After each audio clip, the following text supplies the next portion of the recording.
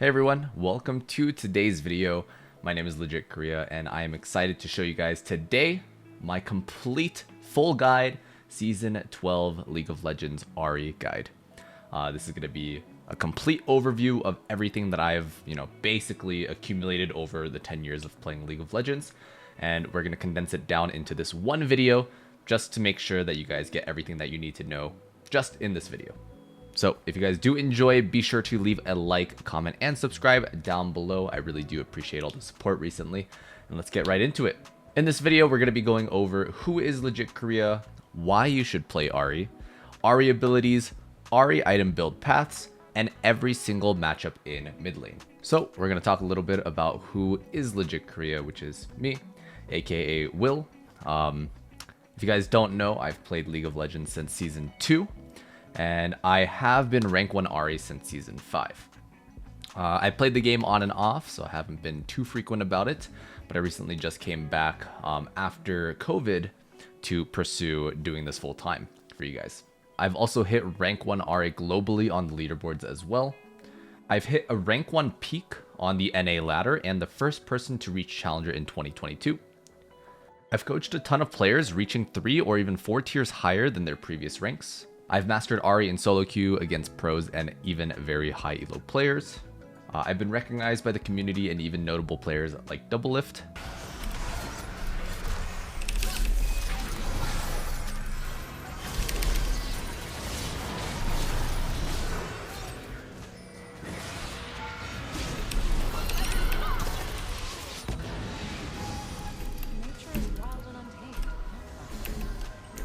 Beautiful. This LegitKorea guy is kind of insane sometimes.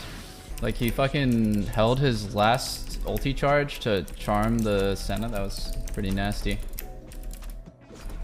It felt like it was gonna time out. Like, I would have imagined a timeout at that point, but no, good shit by him. He's a beast. And to top it off, I was previously a sushi chef. All right, everyone, we're gonna jump right into Ahri abilities. And here we're going to start with passive Essence Theft. Killing a minion or monsters grant Ahri an Essence Fragment. After obtaining 9 fragments, Ahri consumes them to heal for 37. This ability scales off ability power. So if you look right here, this is your ability power stats. You will have items that give ability power. So your passive will scale off of that. The second part is when Ahri scores a takedown against an enemy champion within 3 seconds of damaging them, she feasts upon their essence, healing for 78. So this one's an increased amount. Basically what a takedown is, this is a little bit of league terminology. A takedown is an assist, however, with the rule of hitting an enemy champion within 3 seconds of damaging them, right? So as long as you damage an enemy champion within 3 seconds, you can get a passive of Essence Theft. And we're going to show you how this works with minions.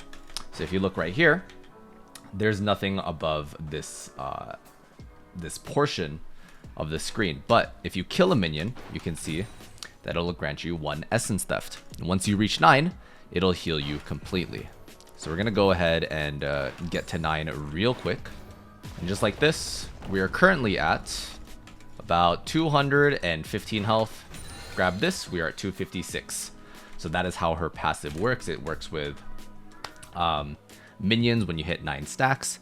If you get a takedown on an enemy champion, it'll heal you for even more. Moving on to Q. Her Q is called Orb of Deception. It is a skill shot. Ahri throws, then pulls back her orb, dealing 44 magic damage on the way out and 44 true damage on the way back. So this ability has 2 parts to it, where the first part is a skill shot that goes out, and the second part is that it follows back to where your character model is. Very important to note that when you throw it out and if you move, it'll be coming back to you no matter what position you're in.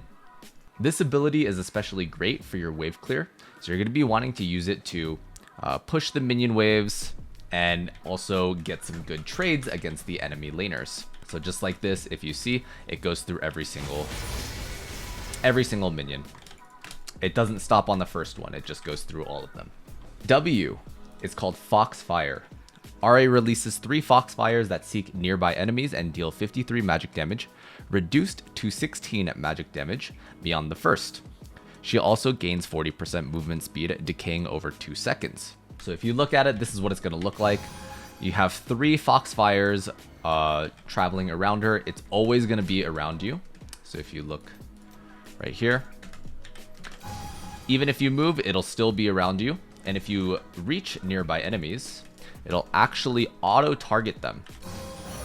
So as you can see, once you get into range, the Foxfire will reach out to that enemy. However, one thing to note with Foxfire is that each Foxfire has individual range.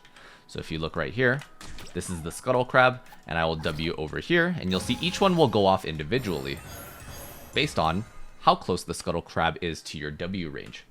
So you can think of this as the base range for your W, but as the Scuttle Crab reaches closer, the W will then attack the target that's in range. Not only are there different priorities to which your W targets, so if you go over here, you can see that I'm closer to this minion, but it's going to go to this one right here. So one of them actually went out to this one, and then one of them went to the closest target. This is because of a hidden W passive, which shows Foxfire prioritizes champions hit by charm, so that's the first priority. Enemies Ahri has attacked, that's the second priority. Then other champions, and then minions below 20% health take 200% damage. So your W will prioritize attacking minions that are below 20% HP. So it's basically an execute for the minions. So if you look right here, we will spawn a target dummy. If we attack this one, you can see all our Foxfires will travel to the last target that we hit. If we auto the Scuttle Crab, you can see that it'll split one of the Foxfires and 2 of the Foxfires to the target dummy because that is the closest champion. So prioritization gets a little tricky on Ahri, but with enough practice, you guys will know how it works. Charm is her E ability. Ahri blows a kiss that charms the first enemy hit for 1.4 seconds and deals 85 magic damage. So this is Ahri's skill shot ability as well. So it's kind of similar to Ahri Q, as you can see, but it's going to be a little bit shorter, or like width-wise, a little bit skinnier. And if you look, it looks like it's the same range, but Charm is actually a tad bit longer range than Q is. Okay, and what Charm does is it's a skill shot that when it comes in contact with the first target, it'll stop there. So if you look, if I aim for the Scuttle Crab, it'll only hit this target because this is the target that's in front. It's a crowd control ability, which is CC, but it makes the target walk towards you. With Taunt, it actually makes the target auto attack you, but with Charm, it just makes the target follow you. So it has a little bit of different properties than a Taunt would be. It's just basically a Taunt without the auto attacks. This is another form of hard CC, so if you think about something like a stun, it's like a stun except the target would move towards you slowly. So if you look, if we charm the Scuttle Crab, it'll slowly walk towards us like this. So just like that, you can see the Scuttle Crab is walking towards us. Now on to Ahri's ultimate ability, Spirit Rush. Ahri nimbly dashes, firing 3 essence bolts at nearby enemies, prioritizing champions. These bolts deal 63 magic damage each. Spirit Rush can be recast up to 2 more times within 15 seconds. Consuming a champion's essence with essence theft during this period extends the recast window by up to 10 seconds and grants an additional recast of Spirit Rush, up to 3 stored. I know this is a lot to read. Basically, all you need to know is that Spirit Rush deals 3 bolts to nearby champions. Now, if there's not 3 targets and there's only 2, it'll only deal 1 charge each. It's not like Foxfire where there's 3 different bolts that can go onto 1 target. It is 3 different bolts that can target up to 3 different targets. And so you can see right here, these are your stacks available with your ulti. You can recharge them by getting Essence Theft. So whenever you get the takedown onto an enemy champion, you will gain a stack of Essence Theft, then it'll recharge a stack of Spirit Rush for you. A very big misconception is that you know, if you get a passive or if you get like an assist on a champion, you'll get the reset. But you actually have to proc your Essence Theft and get the champion takedown, procking your passive, and then it adds on to your Spirit Rush. So if you look right here, when you start it, you'll have a 15-second timer, which is this right here. So this 15-second timer, if you get the passive back within any of this time, you'll see that it'll actually reset. So if we attack these ones right here, let's get our ulti off. You can see the timer is ticking down. If you get a kill onto one of these champions, it actually doesn't show here, but if you do get a passive stack onto one of those champions, it'll grant you Essence Theft, thus extending your duration up to 10 more seconds. Now, let's talk about some important things about Ahri that you would need to know in terms of abilities. While a lot of the abilities are very linear, you know, you have Q that's linear, you have Charm that's linear, you have your ulti, you can just like dash over walls. All right. A lot of mobility on this champion. W gives you movement speed, but also damages nearby targets. There are some important mechanics that you would need to know about Ahri, which is previously we mentioned that Q will follow you no matter how far you go distance-wise. So if you Q right here and then you go all the way back here, you can see that Q will travel this entire distance. This is important for redirecting abilities.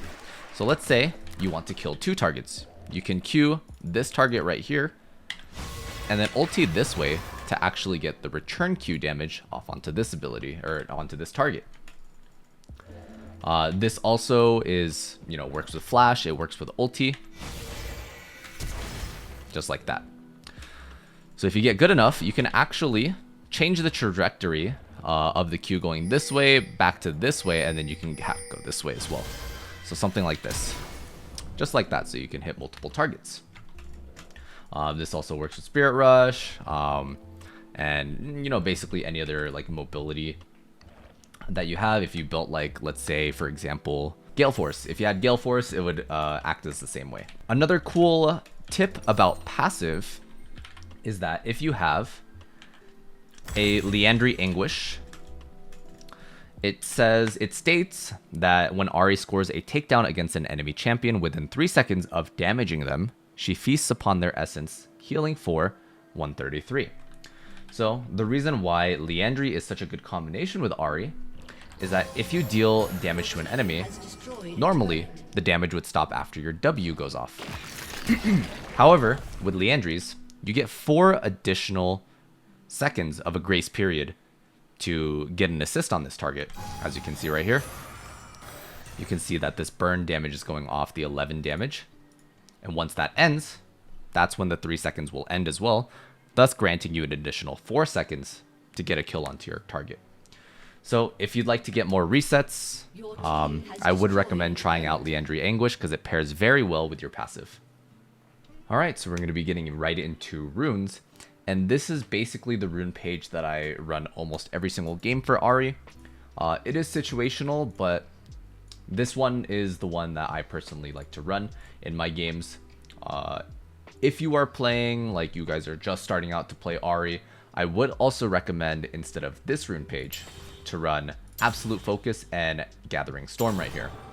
So this is the loadout that you're gonna want to run, and we're gonna go over a brief explanation of why, and you know, just go over explaining what they do. Electrocute, hitting a champion with 3 separate attacks or abilities in 3 seconds deals bonus adaptive damage. This is important because Ahri can do very quick trades, especially if you land a charm. Then you can Q and W combo, maybe even ulti for all in. Electrocute is your best overall, just every situation trading tool that you basically need as a rune. Next we go into Taste of Blood. A lot of people argue like, why don't you go Cheap Shot or why don't you go Sudden Impact? Taste of Blood is the most consistent rune and the most effective for laning phase all the way up into mid game. So this is why Taste of Blood is very important on Ahri, helps you out with your trades as well. Eyeball Collection. This one is basically a preference, but I would highly recommend running Eyeball Collection if you aren't too familiar with the game, mainly because it's easier to stack points on it. So basically what it is, it says it collect eyeballs for champion takedowns, gain adaptive bonus per eyeball collected. So it might be a little difficult to read right here, so we are gonna bring it up for you guys. So if you see right here, once you get 10 eyeballs, you get additional stats. The total amount of ability power you're gonna get from this is 30 ability power. And all you need to do is get kills on champions, or get assists on champion. Next thing is Ultimate Hunter. Ultimate Hunter is really good on Ahri because you want to lower the cooldown of your ultimate as soon as possible so you can make plays around the map once you hit level 6. So this rune is pretty staple in how you want to be playing Ahri, is just getting your ulti cooldown as low as possible and making plays around the map. Absolute Focus is good for gaining more AP, and Gathering Storm is also the same case. If you max out all 3 of these runes, or I mean not max out, if you max out Eyeball Collection, you get to about 30 minutes of Absolute Focus and 30 minutes in Gathering Storm. Generally, you'll have about 100 AP worth of stats. So for not doing anything in the game, if you max out like your Eyeball Collection, get a couple of kills, maybe kill participation, your Absolute Focus and Gathering Storm will just completely outscale the enemy champions. A lot of people don't run this and maybe do something like Mana Flow Band and Transcendence. However, if you're playing in lower elo lobbies or you are just new to starting the game, people don't know how to close out games. Therefore, these 2 runes will help you out tremendously in getting free stats if the game goes out longer than it should. These shards, the armor shards, I like to go attack speed. This is preference. Sometimes people like to go adaptive force, double adaptive force. I personally like to go attack speed. It helps with CSing, it helps with trading, spacing, things like that. Secondary, I almost always run adaptive force. You kind of do need the AP. And then here you will take based on what you're laning against. If you're going against magic damage users, you will take a magic resist shard. If you are going against AD champions or maybe assassins, you will take the armor shard. And if you genuinely don't know, there is an option to just go HP. However, this one is a little bit more scaling, so you're not going to get the upfront value that you would with these 2 shards. Now, if you're looking for a lot more in-depth, everything that I run on Ahri, everything that you would ever need to know, I'll put a link in the description, or I'll even pin one of the top comments.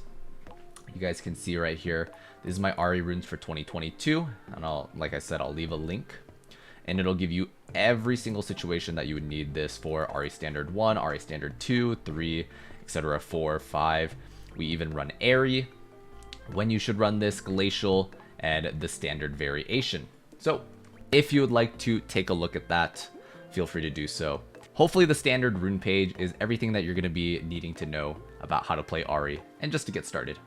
Here we're going to be going over Ahri's builds and what the best build is for, you know, the situations that you're in. Now, I want to preface this with each game will be a different game. Although you have these set presets, you are going to be wanting to think about why you're building the items that you're building, and you know, with the experience that you gain throughout playing games, use your best judgment to decide what item would be good here. Now, with that being said, these are the tested builds that I have tested all throughout season 2022 and even last season in season 11. Sorry, season 12 or season 12 and season 11. So these have been tested for about almost 2 years now. And I think these are the best loadouts for Ahri. Just based on situation, build what you think is going to be best for you.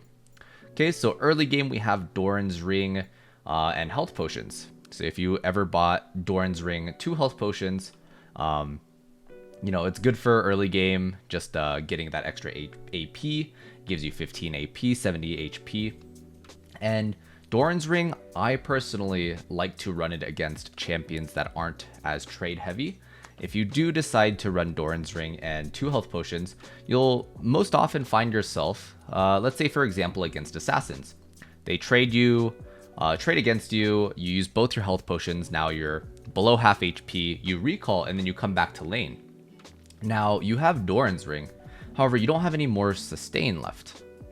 Alright, you don't have any more HP potions left, and if you do want to buy more HP potions, you're sinking more value into getting potions instead of buying your power spike items. So in that case, to help remedy that situation, I would recommend building Corrupting Potion instead, because every single time that you go into the fountain, you'll gain 3 charges of your potions. It's a recharging potion, and it helps with those assassin-like champions in lane. So if you trade a lot, Zed, Kiana, Syndra, Victor, champions that trade against you a lot, I would highly recommend a Corrupting Potion. Now, if it's a more passive lane, Doran's Ring will help you get the wave push going. It'll help you with additional AP. You know, your Q values will go up, and it's just an overall very strong early game push item. It's not very good at trading. Next we have boots. Boots are you just buy it whenever you feel like it. I would recommend buying boots if you want a more concrete answer. If you have champions that you're going against that are skill shot champions, for example Zed, Syndra, maybe even LeBlanc with her chain, you can run boots early so that you can dodge their abilities a little bit easier. Next we have Sapphire Crystal to build into Lost Chapter. This is going to be a pretty good item to purchase when you don't have anything else to buy. It is 350 gold. A lot of people will just buy Amplifying Tome, and if you don't have enough money for Amplifying Tome, people don't buy Sapphire Crystal alongside with Ruby Crystal as well. These 2 crystals give you a good amount of stats, and I would highly recommend buying them a lot more often.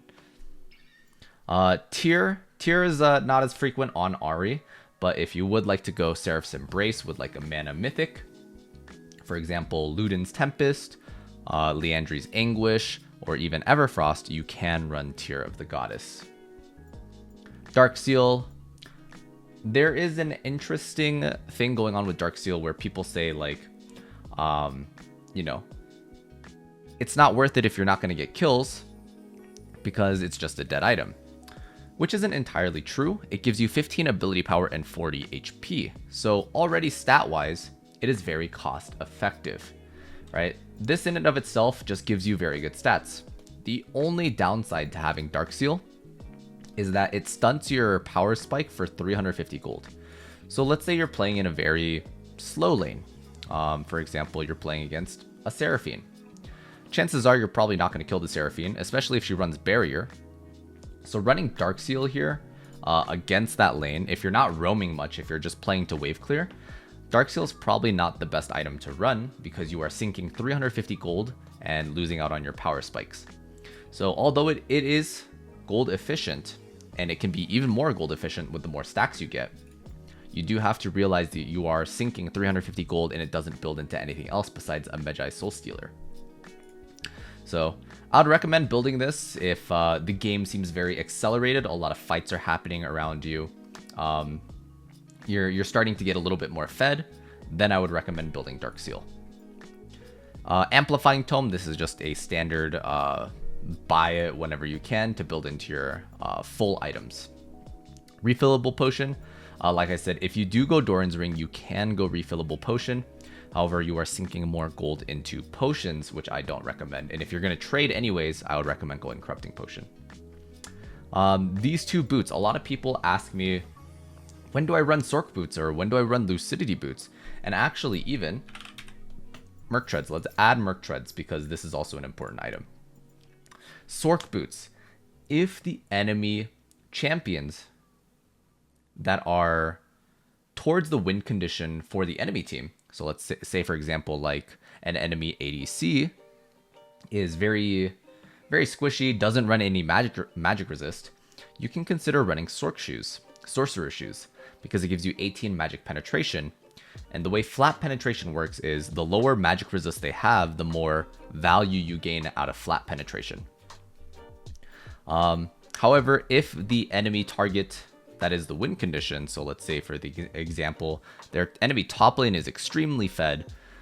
They're 9-0 and they're running a bunch of magic resist. Getting that 18 magic penetration isn't going to do you any good. This boot will become obsolete. It just does not do anything for you. So what I would recommend is getting a Lucidity Boots, which gives you 20 ability haste. And then afterwards, if you need to shred magic resist, you can always go Void Staff.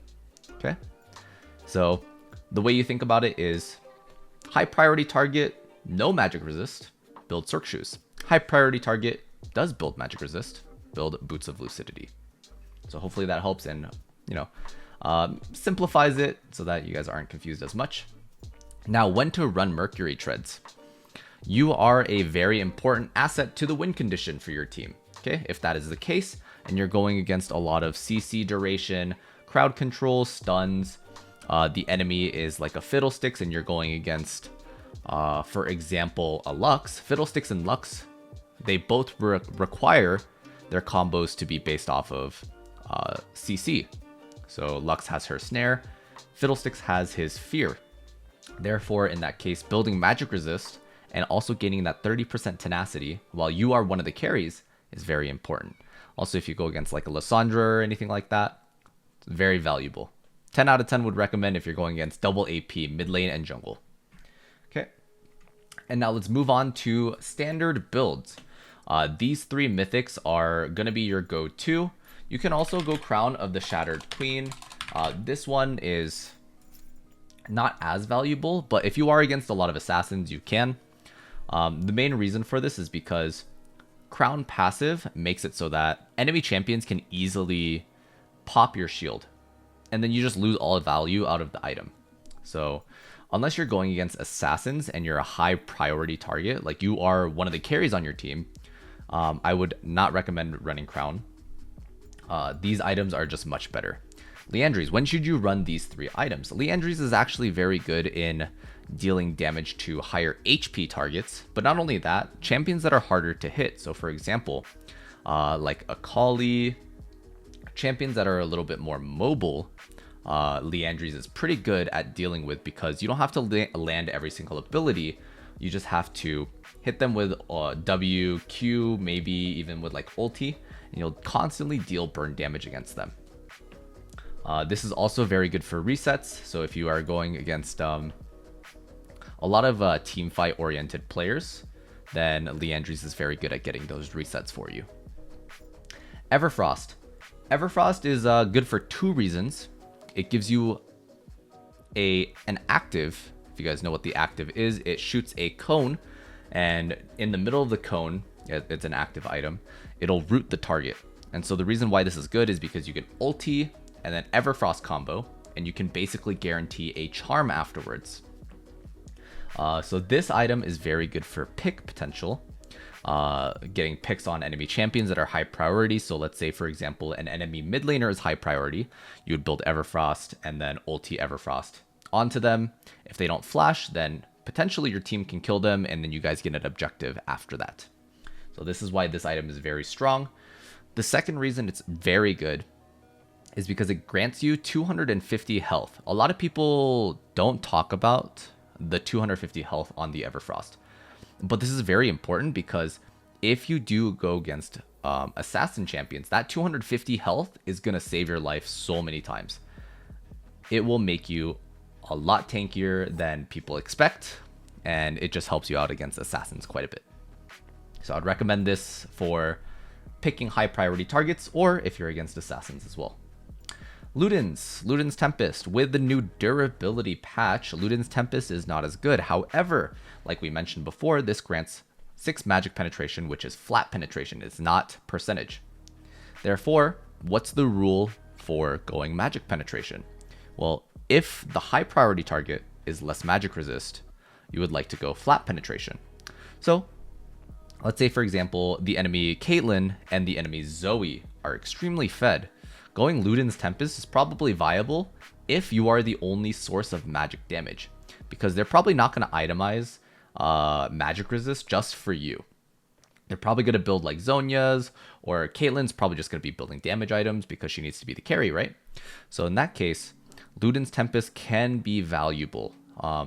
I like to run it because, you know, you can just kind of one-shot people. And that's the thrill of playing Ahri sometimes, is like people miss the days where you can just one-shot people. This item is the item for you. Okay. Rabadon's Death Cap. With the durability patch, this is an S+ tier item. I would just build this first or even second item. We'll get to that in a little bit, but definitely a good item. It's a good stat stick. Zhonya's Hourglass gives you a bit of AP, a bit of armor, and ability haste. But the most important thing about Zhonya's is that it grants you stasis. Stasis will be able to give you 2.5 seconds of invulnerability. You can dodge abilities like Karthus ulti, Fizz ulti. So even though it is armor based, you can build it for those kinds of champions like Karthus. You can build it for Fizz. Any abilities that are like pretty deadly that you can, like Zhonya's or Stasis, is very valuable. So for example, I guess Lux ulti would work as well. Shadow Flame. Shadow Flame gives you 100 AP, so it's a lot of AP. It gives you HP, but it also grants you between 10 to 20 magic penetration. We go back to the rule of why we build flat penetration. If high priority target is low resist, then you can build it. This is a very good first or second item, and we will go into that more a little bit as well. Void Staff. If the enemy target that is the priority, so if you need to take down a target and they have more than roughly, I would say, between 55 and 60 magic resist, Void Staff will be more beneficial than running Shadow Flame.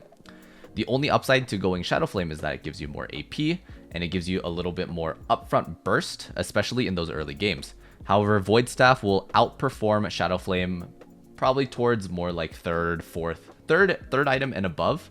Void Staff will outperform Shadow Flame. So I would recommend this if you're building, let's say, for example, Everfrost, Rabadon's Death Cap, and then Void Staff. So that's how I would itemize.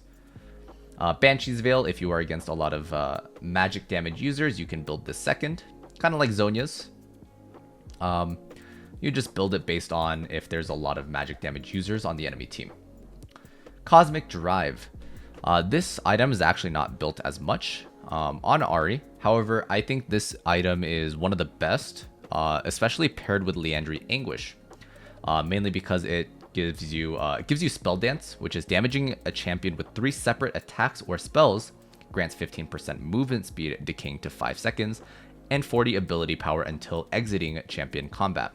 So basically what that means is when you proc Spell Dance, so let's say you auto attack WQ, you proc Spell Dance, and you have Liandry running.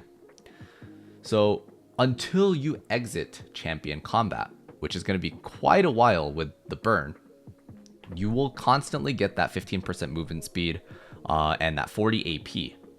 So Liandry paired with Cosmic Drive is one of the strongest combos that a lot of people don't like to run.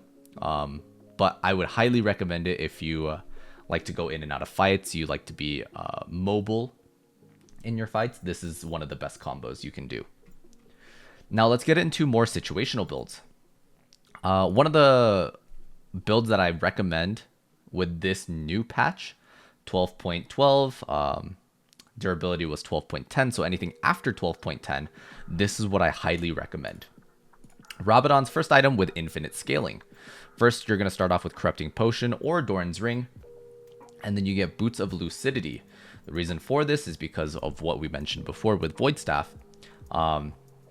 You're basically building this so that you can build Void Staff third if they do have a lot of magic resist. If they don't, we build Shadow Flame. You're going to build Lost Chapter, but not finish it. There's a reason for this, and you're going to be building straight into a Rabadon's Death Cap. Once you complete this item, you will be around like 250 to about 300 AP, and then you can finish your Everfrost second. One of the biggest things that people always get confused about is they think they have to build a mythic first, which isn't necessarily the case. There are some legendary items here that you can build first instead of building a mythic first. And so in this case, if you build Rabadon's first, you will have infinite AP scaling. So no matter if you miss farm, if you just like don't get EXP, as long as you have this Rabadons and you keep building items afterwards, you will always have a good constant supply of AP. All right, so you won't ever fall behind. This can be Everfrost. This can be, you know, whatever other item. It can be Liandry or Ludens based on your situation. Now, let's talk about early Zonias. So if you go Sork Shoes or Lucidity Boots based on your situation, and then you build Everfrost, let's say you're going against an assassin. AD Assassin, Kiana, Talon, Zed. This is the build that you want to be going. You can go Everfrost straight into Zonia's Hourglass. This will help prevent you getting one shot. It'll give you stasis, outplay potential. And then afterwards you can build, you know, very standard Rabadons or Void Staff, Shadow Flame, whatever you need afterwards this point. Okay. This is the mobility build that I was talking about that pairs with Liandry and Cosmic Drive. This is going to be for, if you're going against a lot of bruiser champions, this is going to be really, really good for you. So if you're going against like Volibear, Mordekaiser, let's say you're going against Set, maybe they have a Trundle in the jungle. This build will be able to kite out all of those enemies and keep you very safe. All right. So you're going to first start off with Lucidity Boots with Liandry Anguish. Then you're going to go Cosmic Drive. These two items paired together is going to give you a massive power spike. And if you want even more burn, you can go Demonic Embrace. If not, you know, like we mentioned before, Shadow Flame, Void Staff, Zonias, all of those are just basically up to you. And this one is one of my most favorite builds to run. Is that the right? Yeah. This is one of my favorite builds to run. And it's going Sork Boots first item. I just like to go straight up Sork Boots into a Lost Chapter. And then after I build that Lost Chapter, like we said before, we don't have to immediately build into a Mythic. I like to build Shadow Flame. So if you look at the magic penetration here, it's going to be 18 plus 20 at max value. So that's going to be 38 magic penetration. If the target has, like, let's say 40 magic resist, they're only going to have 2 magic resist after that. So you're just going to be popping people left and right. If they're not itemizing magic resist against you and you're the sole AP champion on your team, this build is very fun. Trust me. You're going to have a lot of fun with this one.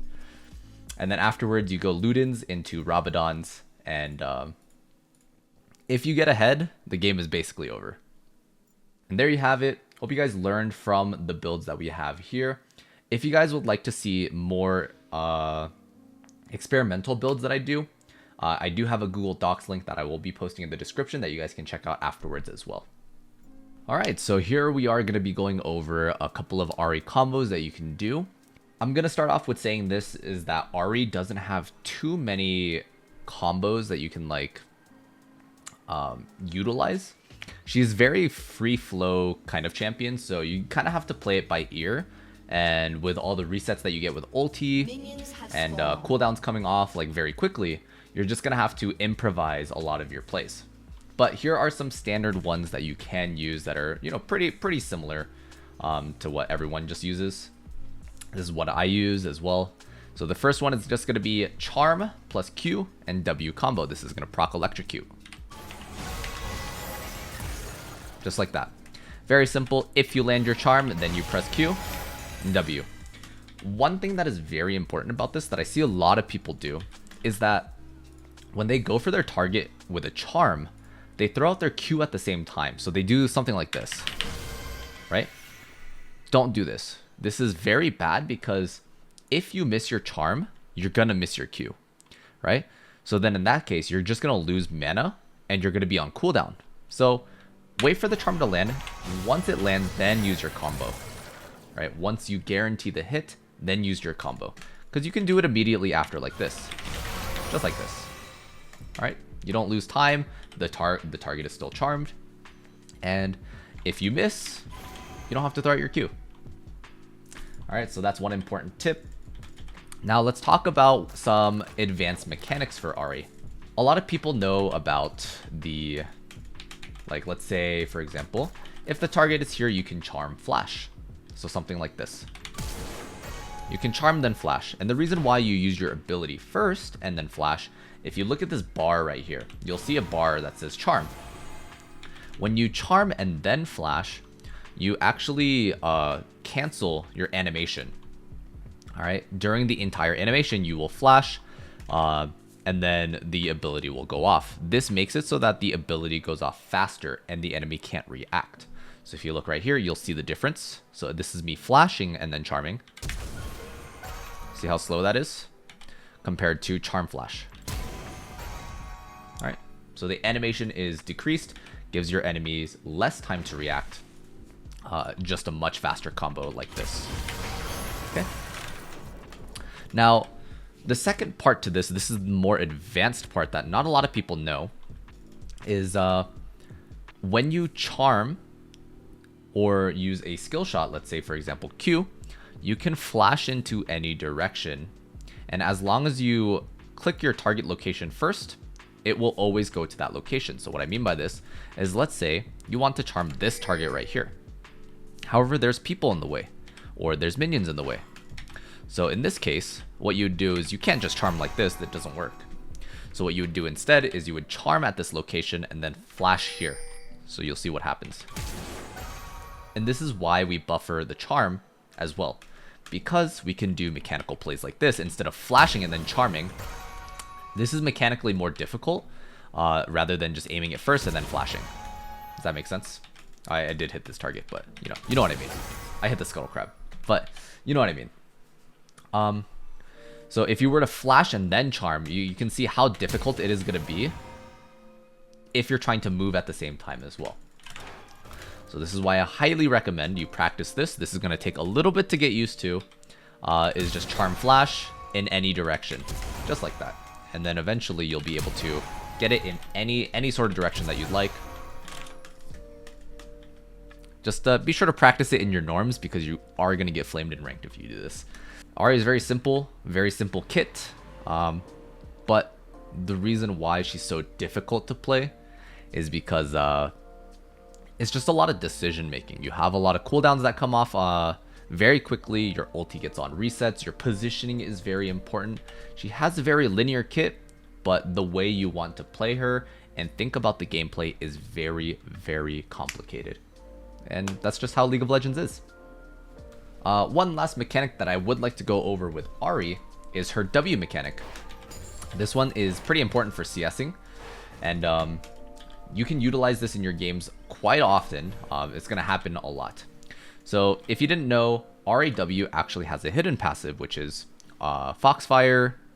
Any minion below 20% health take 200% damage. So that means if these minions are below 20% HP, as you see right here, they will take 200% damage from Ahri charm, or I mean Ahri W.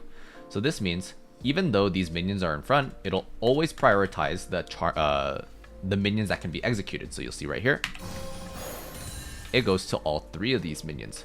So if there's any minion that's below 20% threshold, your W will automatically target those minions. So if you can see right here, this will help you with farming cannons. If you have trouble farming cannons, W, auto like this, and you can guarantee the cannon. Just like that. And you can see right here, I'm just going to use my W to guarantee this minion. W to guarantee this minion right here. And then if you just like set these ones low, you see how you can guarantee these minions right here. This is a very important mechanic to know when last hitting as Ahri. Think of it as like a separate auto attack that just goes off on its own on targets that are lower HP. So you can always split CS like this. You will have to get used to this, and it is a little bit difficult to get used to. But once you get the hang of it, you'll be CSing a lot better. Alrighty, so here are two clips that I would like to show you that utilizes the combos and tricks that I talked to you about earlier in this video, and how I actually implement them in my games. So here we have the first clip against a Jace mid lane. You do the combo, boom, get electrocute off, and we just dodge the ability, get a good charm. And then here, you see how I'm positioned like this? there is a very specific reason I'm actually clicking towards this location rather than clicking towards the Jace. And the reasoning for this is because Jace doesn't want to walk here, right? He doesn't want to walk closer to me at all. And the reason for this is because I know the next minion wave is coming in. So something like this. And you can see right here, this is where we utilize the Charm Flash tech. So if you see right here, you see exactly where my mouse is located. I click here. And the reason we position like this is because Jace doesn't want to be on this side of the minion waves. He wants to be on this side of the minion waves. So therefore, we know that he thinks that he's safe. What we have here is we charm and then immediately flash to change the trajectory of how this is gonna shoot out, and immediately get thought he was safe. A clean kill, just like that. So that's one way of utilizing your charm flash in a different angle to kind of manipulate people's movements and get a solo kill just like that. The second clip that I would like to talk about is your Q. Your Q will always follow your Ahri's model positioning. So this is a 1v1 against LL Stylish. If you guys know who he is the Faces of Zed. He was the rank 1 Zed player for quite a while, and this was a clip against him. So we're gonna break it down slowly, step by step. We're gonna break it down just like this. So Zed flash auto E ultis, and the reason why he did this was because a lot of the times people will charm immediately when a Zed engages. However, I like to be patient with my charms, especially against Zed, and we wait for him to immediately come out of ulti. We charm him right here. Ulti to the side so we can create some distance. Q to get damage off. And now once he's out of charm duration, or the charm, the effect of it, I know immediately he's going to go back to his shadow. So what I need to do is dodge the 2 shurikens that are coming in right now. So he's going to Q and then immediately go back to the shadow. So right here, we dodge the Q, and we didn't position quite close enough to be able to land this Q. As you can see right here, this line does not hit the Zed, correct? So Q will always follow towards your character model. So what I do here immediately after is flash to get that damage off, the true damage part. And you can see that he takes more damage. We get the ulti, last ulti proc off, and then we get basically the kill with ignite as well. So this is a clip of me utilizing Ahri's Q, coming back to her every single time. And yeah, if you ulti, if you flash, it'll always reach back to you. I was kind of popping off as well. If you guys want to see the full clip, actually, I'll just play it real quick. So this is what it looks like in real time.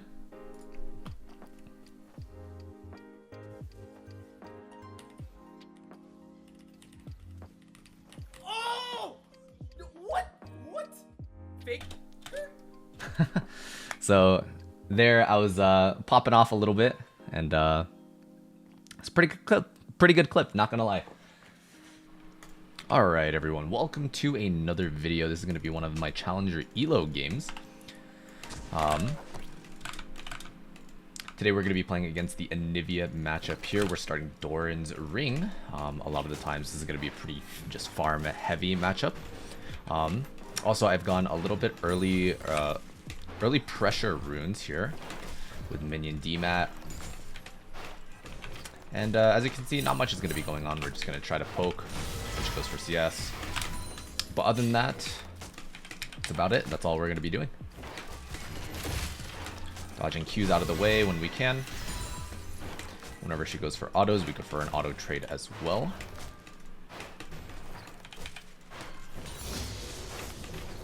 Nothing too crazy. And we're going to hit level 2 first, so that's why I decided to go W for immediate trade pressure.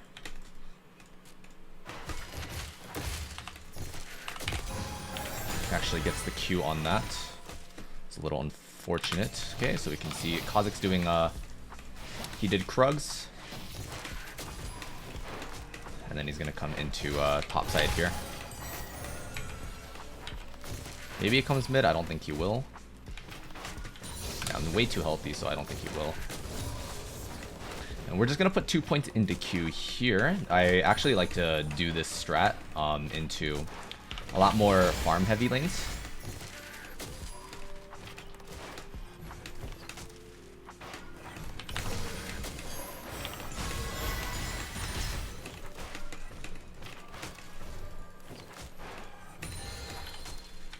Looks like he's playing a little bit more aggressive. So we're going to respect that. Push this wave in. Okay. Look for topside pressure here. I wish I didn't spend this much mana pushing that wave, but it's completely fine. It's not too big of a deal. He's going to be walking to his jungler. I'm going to be going in as well.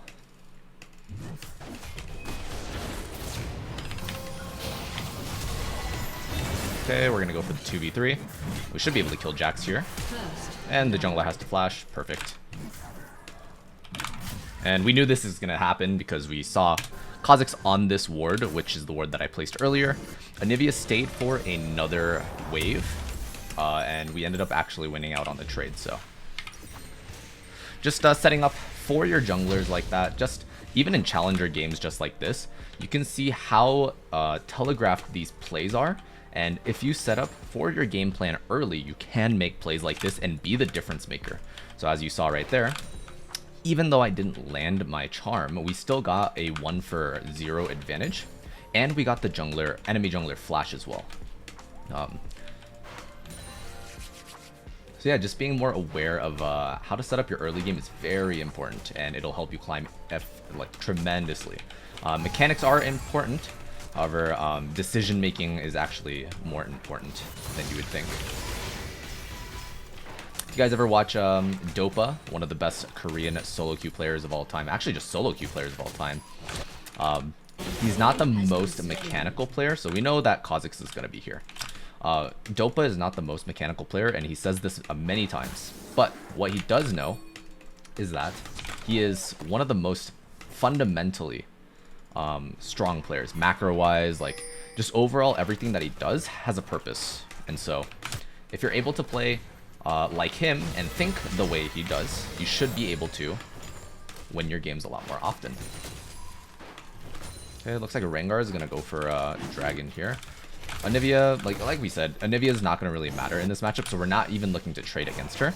We're just looking to play around our jungler because he's currently 1-0. I guess, as you can see, our team gets prio, and we're just gonna look to play around him.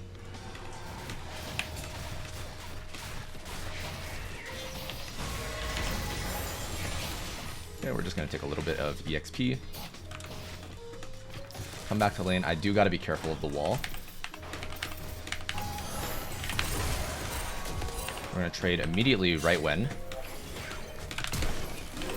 going to have to flash that.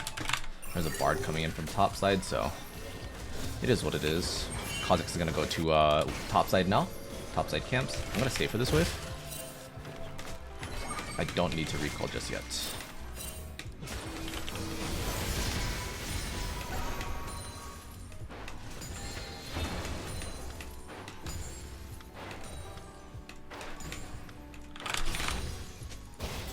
Just like that. Kha'Zix actually skipped his raptor camps. Or I mean, not his raptor camps, his wolf camps.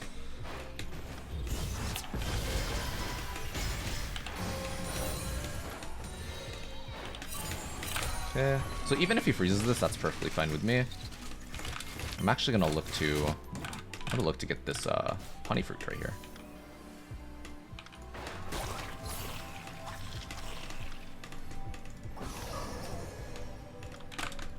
Okay, Bard was looking for me. He's gonna be on these two camps, either one.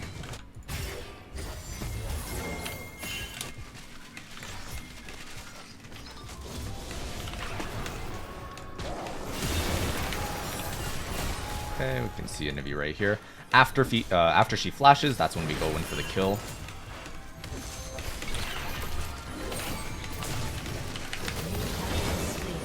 I did get stunned. Quite unfortunate. Bard came in. We didn't have enough damage.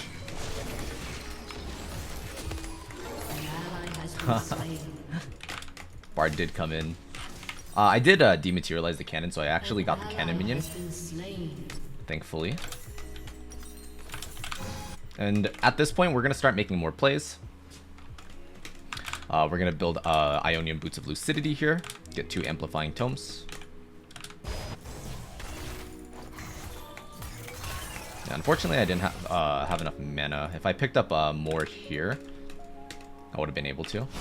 But the Anivia was chasing after me, so I don't think the play was to actually pick up all the fruit.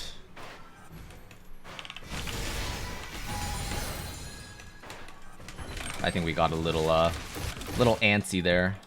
So he is probably taking his bot side now. Just be careful at these locations. We're just gonna look to play around our Rengar because he does have ulti. He could be here as well. There's a couple of places that he could be at, but I suspect him to be more towards bot side. Anivia is just looking to wave clear.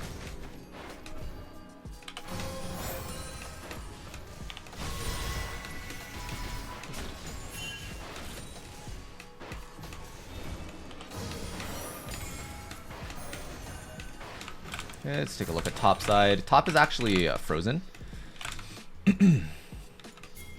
So after we push out this wave, we're all going to be playing for top side here. Top side pressure.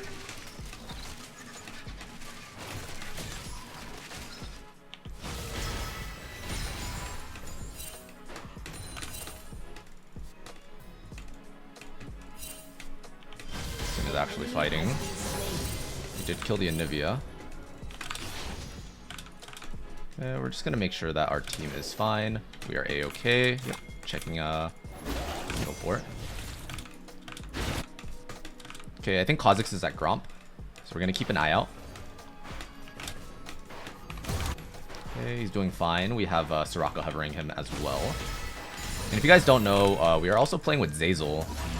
Zeyzal was also part of Cloud9. He was the support for their team.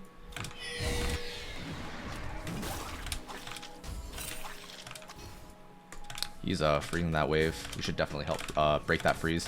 So once you get to the higher levels of play, you play more towards as a team. Especially if you have competitive players on your team as well. You can definitely see that, you know, we're looking to help our team.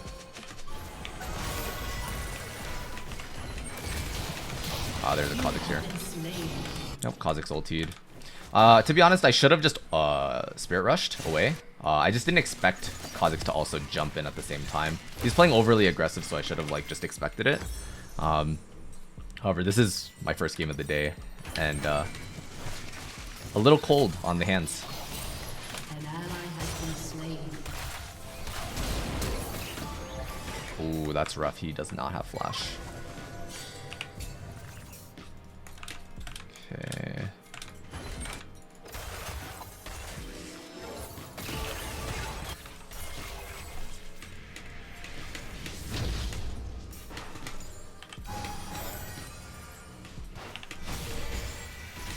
We're gonna look for this play.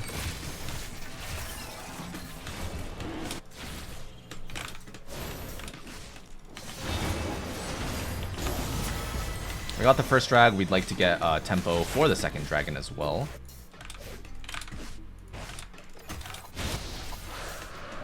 Our Seraphine walked mid because I teleported bot, and so I will take this wave as well.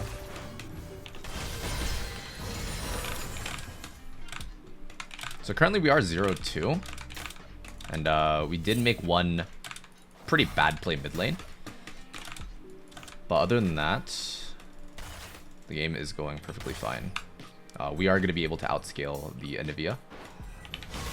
Mainly because Anivia does, in theory, outscale Ahri like damage number wise. However, the thing is that Ahri is able to dodge a lot of her abilities and catch out Anivia. So even though she outscales in terms of numbers, you can definitely outscale in terms of like gameplay wise. Okay, that's a couple people here.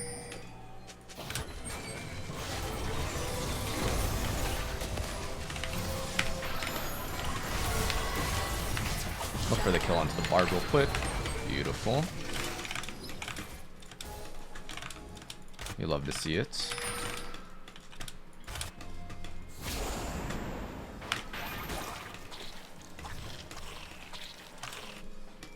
He's looking to freeze this wave, huh? Interesting, interesting. Is he gonna W the wall? He might.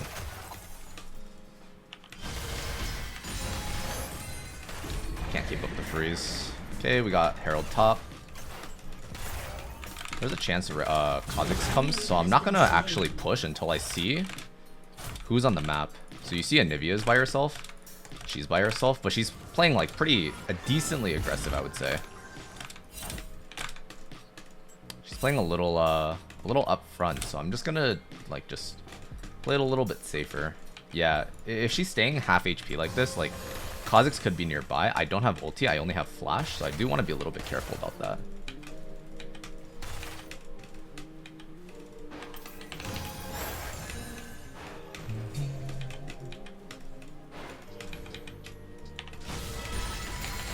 Okay. You can see Kha'Zix right here.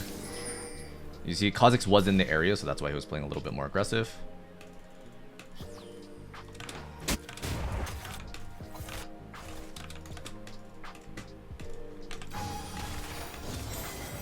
Now just back to farming. We're playing to just get our Rabadon's power spikes. If she stays, we can kill her. Okay, she doesn't stay. That's perfectly fine. We can take the plates. We can't take the plates. It's 14 minutes.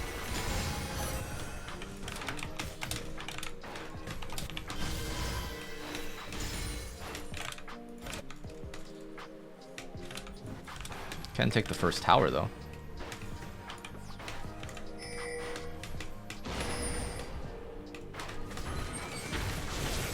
She has Leandry completed.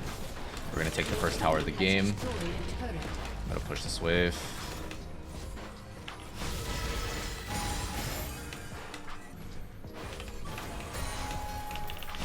Zazel is hovering me, or Soraka. Thank you. I appreciate it. So just small little things like that, like even staying a little bit longer on the recall, noticing that your mid laner is farming that last wave can save their life. And it's not really that important for him to walk to mid lane and recall right here, right? So that takes precedence, and that's why he played the way he did. And we should play for this, because like, look at the way Anivia is freezing. I'm actually just going to straight up build into this. We're going to look to close out this game pretty soon. So as you can see, Anivia is freezing the wave, so we should just look to pressure really hard on other sides. Dragon's coming up. If we take Hextech Soul, the game is pretty much won. I think there is a Bard warding here.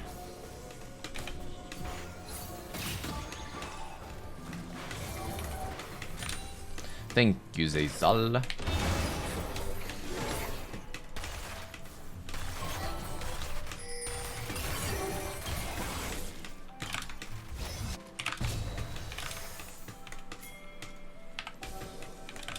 Kha'Zix is here. Word.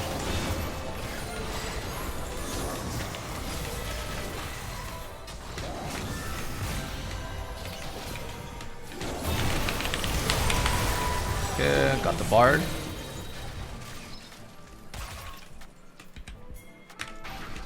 Okay, we are going to look to break this freeze.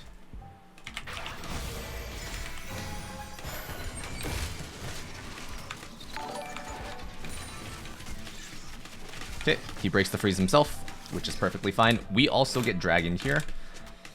You love to see it.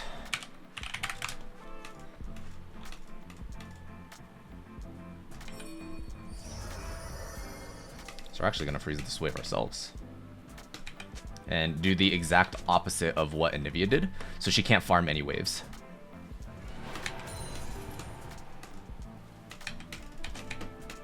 And we know Kha'Zix just took Krugs, right? And we just took his red. So him taking any bot side jungle camps, like there's no reason for him to ever walk bot lane here, right? It just doesn't make any sense. So this is why we're free to do this and, you know, freeze the wave as well.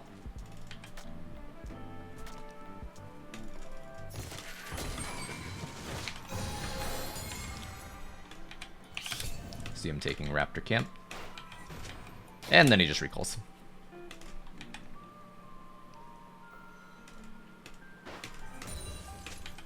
You can see Bard bot side. Because we don't have too much pressure from our team, might just look to reset soon.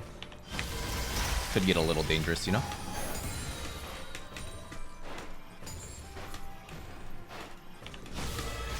And we missed the cannon. Okay, there's no reason for him to be bot, but he is walking bot. So as you can see, we don't want to be here. Nivea doing the same thing, just pulling the minion wave. We take this, we can take mid. So I'd like to pressure for objectives when he's doing stuff like that. Right? And you can see our team is also responding to this by playing for Kha'Zix on top side.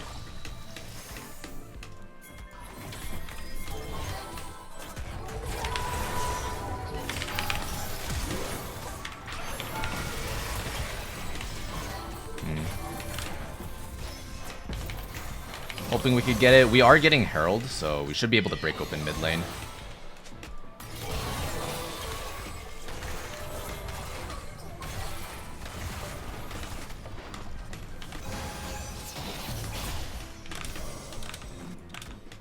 Looks like a Rengar wants to take top side.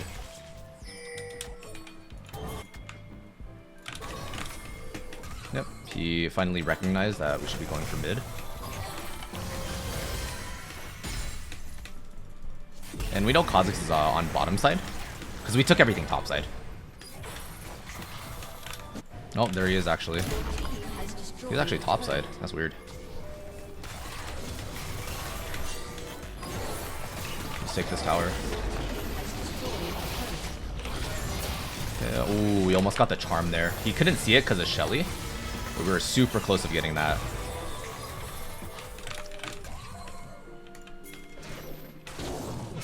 Go in on him.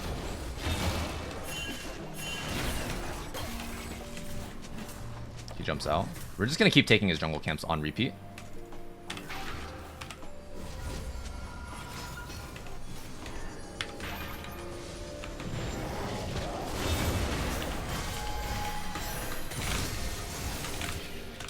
Good, just like that. Yep. Our Seraphine takes ours.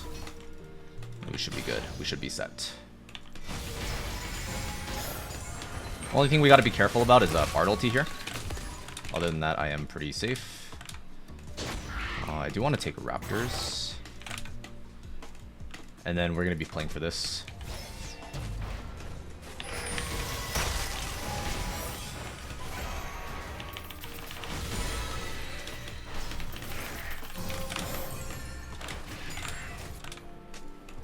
And so although we are 0 and 2 currently, okay, he can take that. I just need like 1 minion.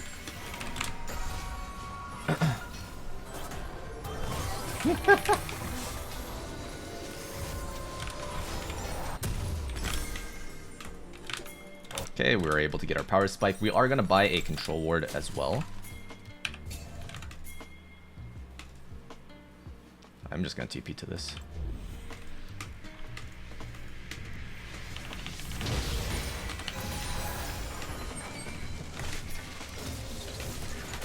Rengar. He's taking red. That's perfectly fine. Yeah, that's okay.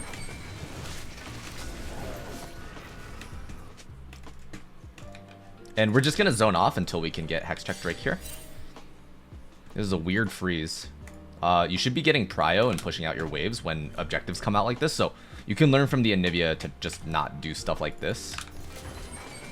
As you can see, now he recognizes that he needs to push it out. He's right here. And he is dead. He's Zonya's in egg. What? I didn't know you could do that. Okay, we take Dragon for free.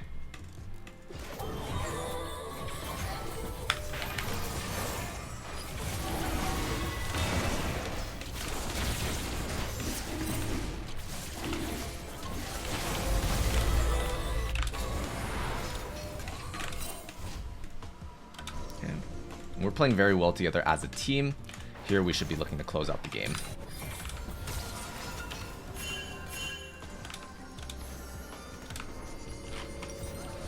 And a lot of people think like, if you have good KDs, like you carried, which I mean like, it is somewhat synonymous with the fact that like, if you have good KDs, you're able to get kills, and it's what you utilize the gold with.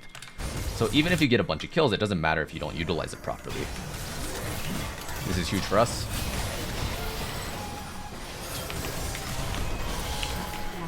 Okay. We're actually going to get the kill onto the Kazakhs. He's got it. Yeah, I'm going to follow our Seraphine. And just like that, we are 0-2. We have 6 assists, but we ended up making a huge difference in the game. So hopefully that helped you guys out. And yeah, thanks so much for watching. We are going to be taking Corrupting Potion into this. Victor here actually started E. So he's going to be looking to poke. He's going to be looking to dodge out on the abilities whenever I can.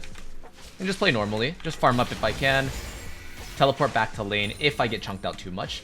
I personally like to take Corrupting Potion into this matchup.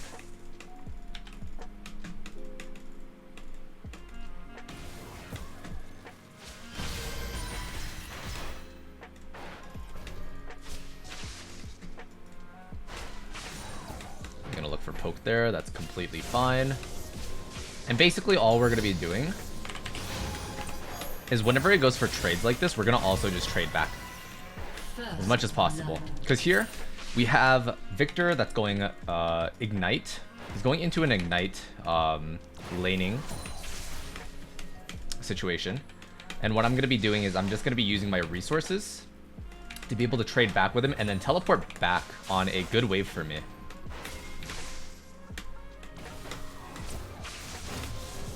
So something like this.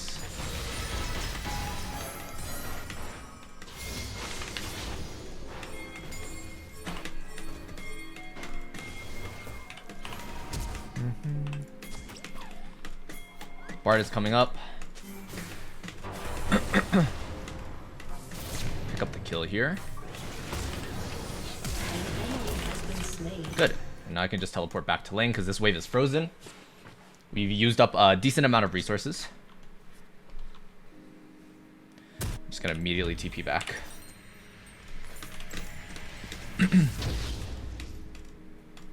The goal is to try to hold the freeze for as long as possible. Okay. So as you can see, our team is looking to make this kind of play. Okay. Oh, they're still fighting. They're going for it. Okay, that's good. Our team's got it. Victor's gonna look to crash the wave. I'm just gonna walk back.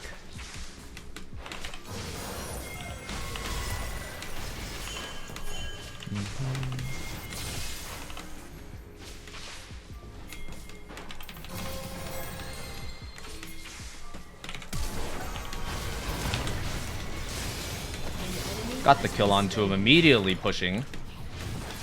Okay, good gank from Kazakhs. And then we reset again. So just like that, you see that Victor did use Ignite. We froze the wave into a position where he couldn't really do anything besides break the freeze or trade against me. Got him very low. We got the free kill like that.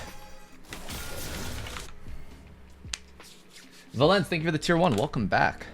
And chat, if you guys are watching right now, I'm currently doing a video for YouTube. And if you guys are watching for YouTube, thanks so much for watching. And yeah, we're just explaining how this specific matchup works. A lot of people do have trouble with the Victor matchup. Personally taking, there's a word right here. Taking teleport does help you out a ton in this lane. So this is what I recommend. As you can see, whenever he goes for E like that, he's not going to be ready for the charm. A lot of the times he's not going to be ready for charm. That's what I would recommend to poke him.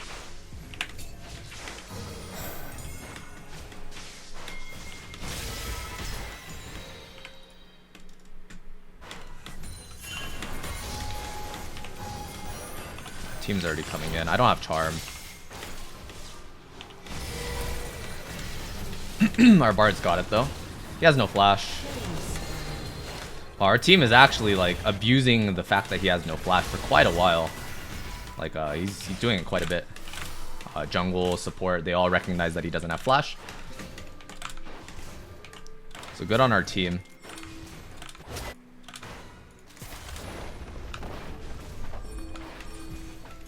Okay, we can see Kane's coming in.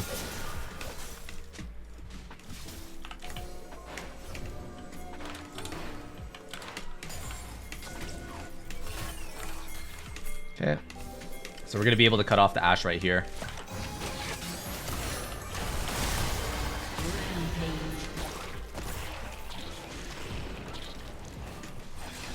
Oh.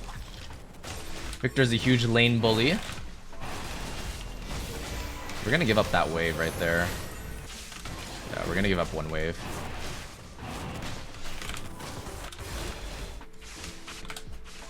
We're to be able to get the second wave.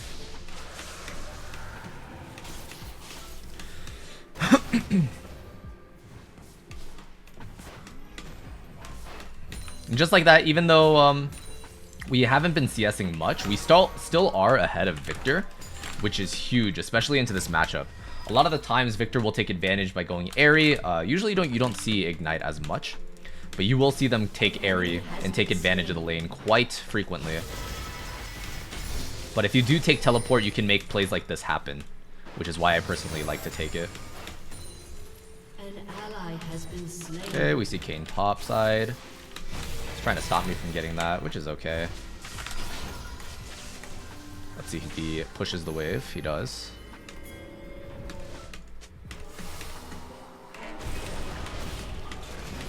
He's gonna hit level 6 soon.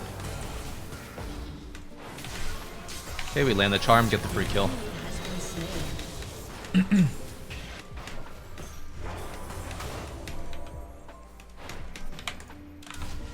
Might be able to take this plate, but we know that Kayn is topside right here, so he is gonna stop this from happening.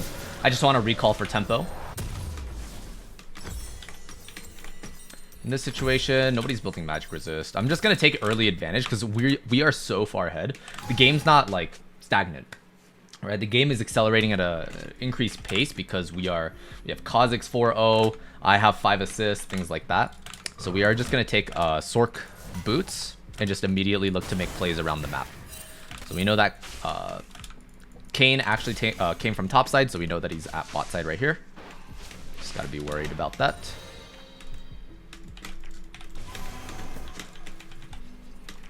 Like I said, whenever Victor goes for E, I like to also reciprocate with that and see if I can get a quick catch onto the Victor. See if he's not paying attention. Maybe he runs into the charm while aiming for his own E.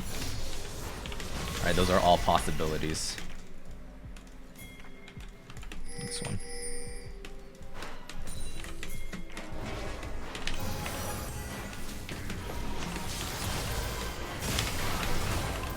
Okay, we did end up missing the charm, but that's okay. It doesn't really matter. We're able to get the kill. And a lot of your games aren't going to be as easy as you see right here. This game in particular, like, you will have some games that are like this. Right? But in this game in particular, it is very easy to make these kinds of plays. We're going to take this Bard portal right here. I don't think we can. It's a little too dangerous, as you can see, they did put on the trap right there. Kayn is gonna be at Raptors. Yeah, I can go. Vic has R.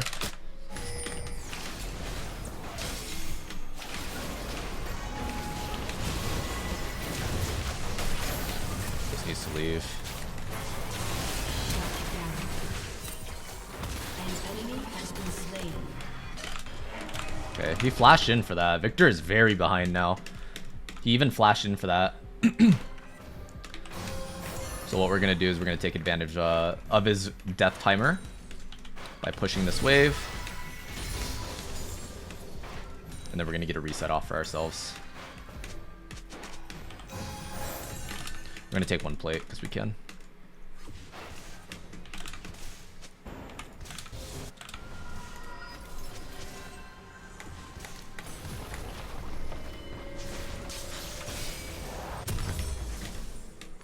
Just like that, we're extremely ahead of the enemy team.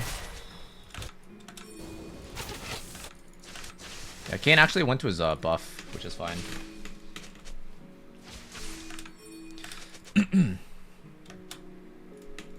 Looks like our team is doing really well at taking advantage of the bot lane.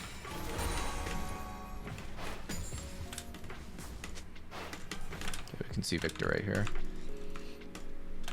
Yeah, mechanically today I'm not playing so well. This is also, if you guys are watching the video today, this is also another first game of the day. Yeah, let me sweep for this guy.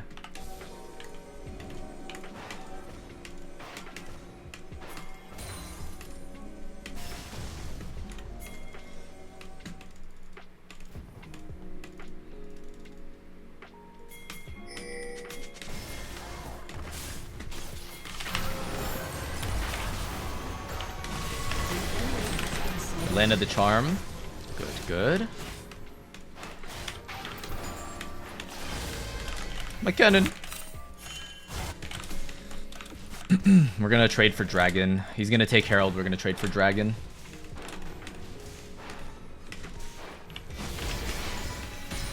Which I am perfectly fine doing. He doesn't have teleport, so we don't have to worry about him teleporting back to lane. He just has Ignite. As you can see, because he didn't take teleport, this lane is going to be very, very difficult for him to play. Bunny Hime, welcome to the stream. Pop and Genie, welcome everyone.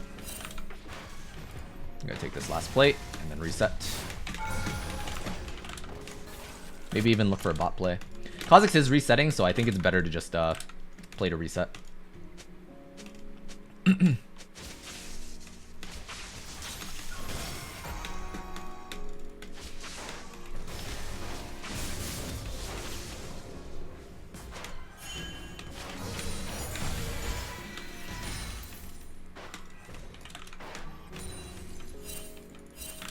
Okay, we're gonna hover a Kha'Zix, just make sure he's not getting invaded.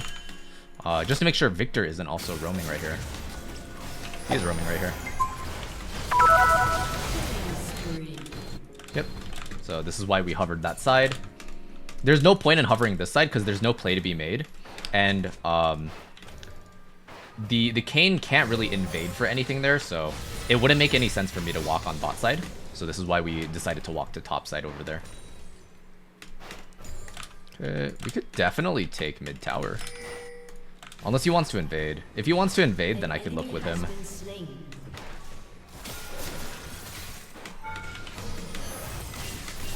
Okay. I guess he's looking for an all-in or something.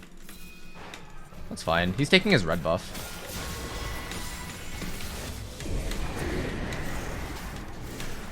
An ally has been slain.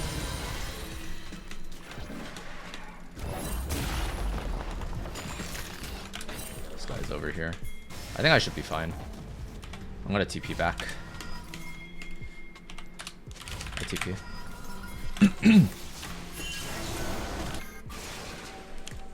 Yeah, we're gonna play for this. Or here.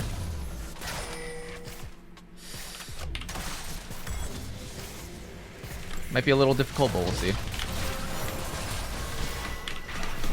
slain an enemy. Your team has destroyed a turret.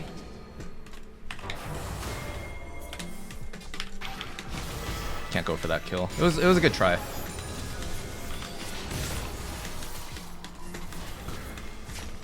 We can go for the play. Actually, I'm gonna go for the wave. Wave is more important, actually.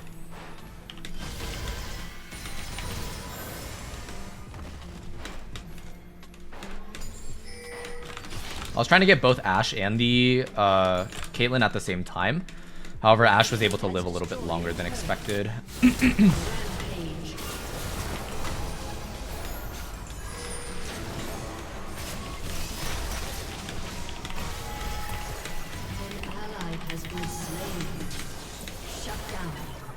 Victor?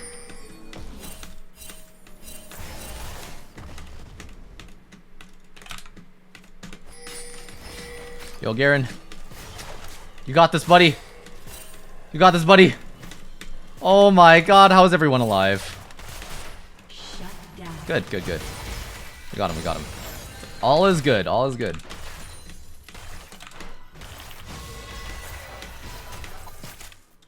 Okay, Ashe has arrow, careful.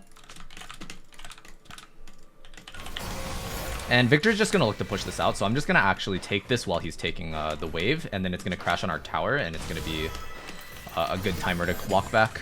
So as you can see, he's clearing the wave now. A little bit of movement speed. We're gonna make sure this tower doesn't fall, clear the wave, and we are fine. Could be here still.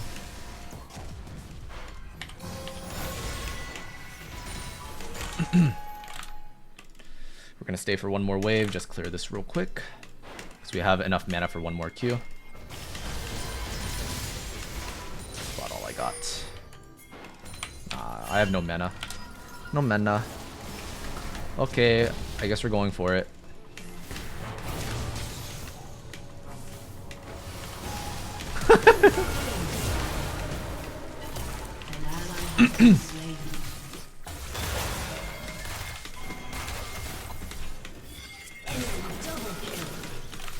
Guys, I don't have mana.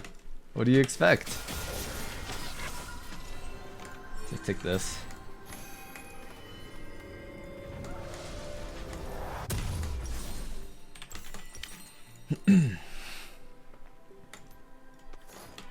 Your turret has been destroyed.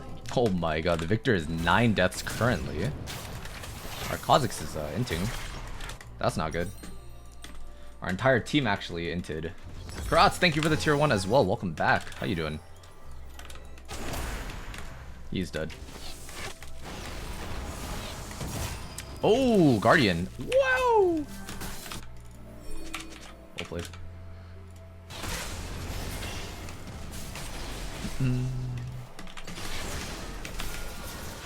He doesn't have smite.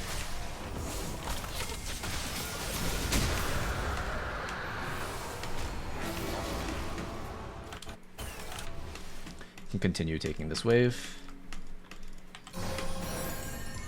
But all it is just getting your foundations, basically the foundations for the game at a solid point, so that no matter what happens during the game, like if you get camped, if the enemy is getting camped, like no matter what happens in the game, you should always be ready for every situation that happens, right?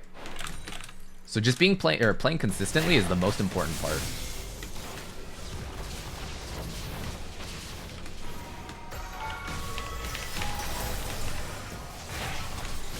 Pretty sure I'm able to kill the Victor here.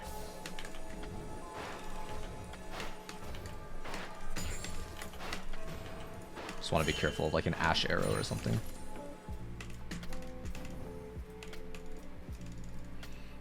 I think Victor is recalling. We see Kayn topside. Whoa, buddy.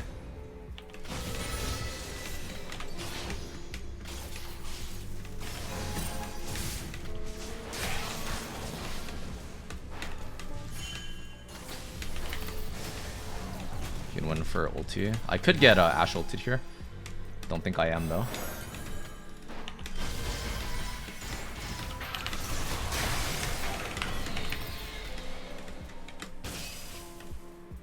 I think I should be careful. He could just hit me with an E Luden's proc and just kill me.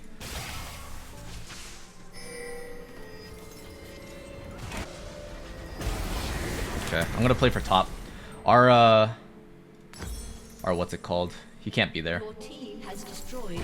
Or not our Victor, but the enemy Victor cannot be there. Enemy mid laner.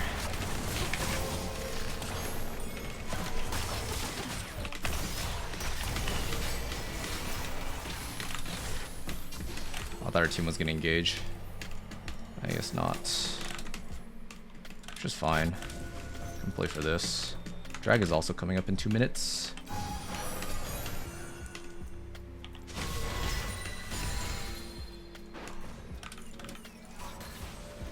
Garen's gonna take bot. I'm gonna take top lane. Oh, he just saw me. He's not gonna get his recall stopped, which is good.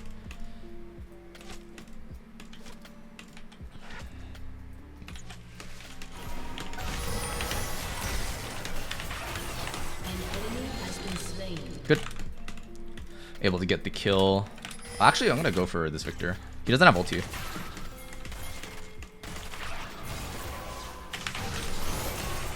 Just barely missing.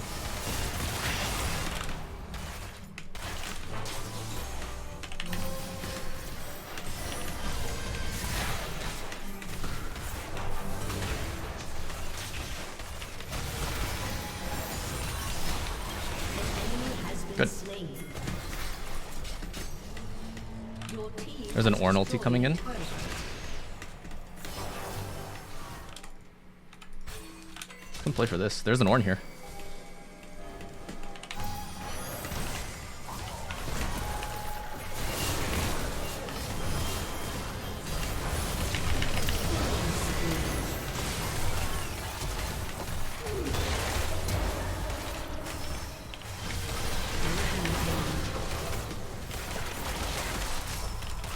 Okay, good. Just like that, we were able to make the pick. An ally has been slain. I think we can go. Give me a quick second. Double kill.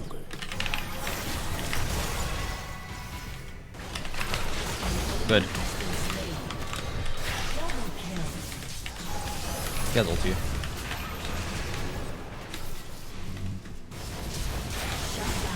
That was a splash. Good. Aced.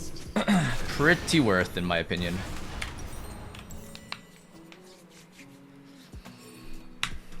Yeah, we went a little aggressive at the end. I didn't have to die there, but yeah, I didn't want our Garen to die for free. Alongside with like our Zeri and Bard dying, they kind of just got like outspaced. Which I was just waiting for my ulti. We're actually just gonna go Shadow Flame here. It's the best purchase we can make.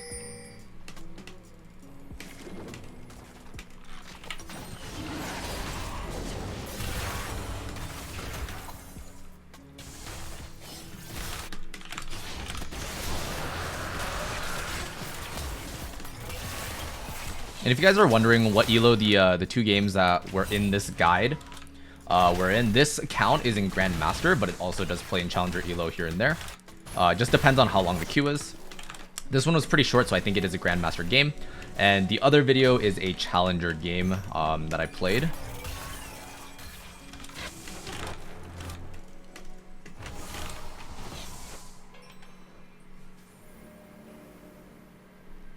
think Ashe is still around this area. Oh, I might be able to go for this kill.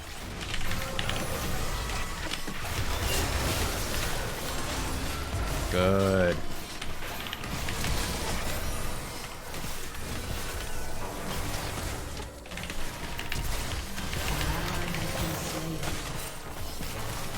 Couldn't land my charm there.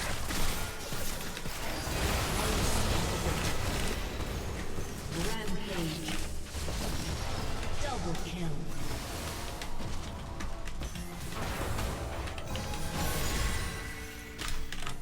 Could go for Baron.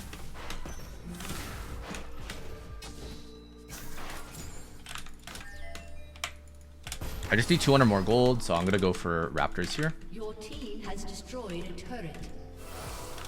Maybe I should have just gone top. Kha'Zix has got top, so maybe not.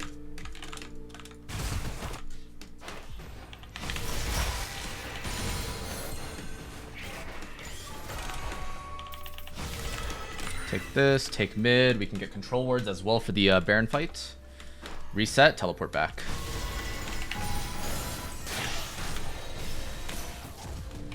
So you want to have things already planned out in your mind, what you're going to do in advance for like the next 30 seconds to about a minute. I think I'm fine. An enemy has been slain. Where's my Bard? I think I'm dead to Ignite. Yeah, I was looking for my Bard so I can go to get some heals.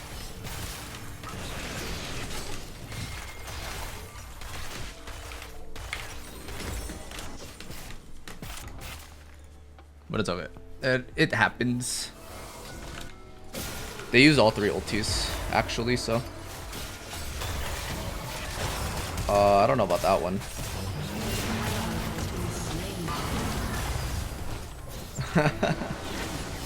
A little troll. Shut down. Should be able to get the Caitlyn. I do have a teleport if they extend their fight. Yeah, the Zeri going in for something like that was not really necessary.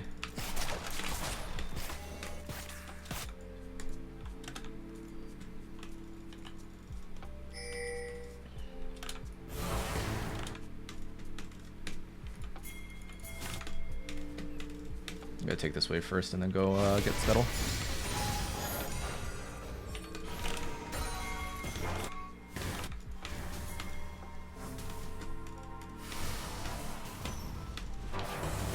If you want to, you can take it.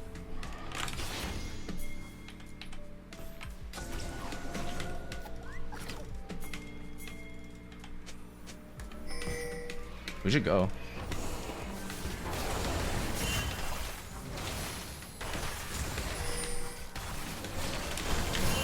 Alright, we can back out. We can back out.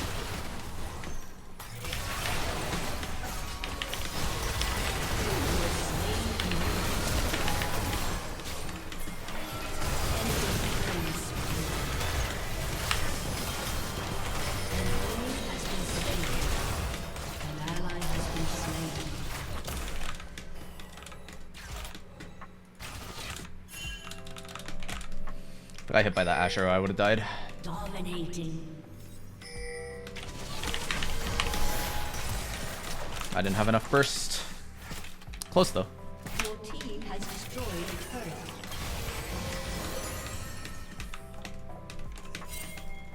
There's an Ash around this area. I could always TP back.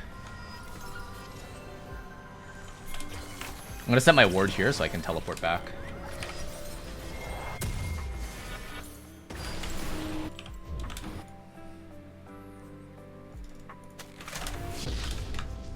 Okay, we can immediately start it.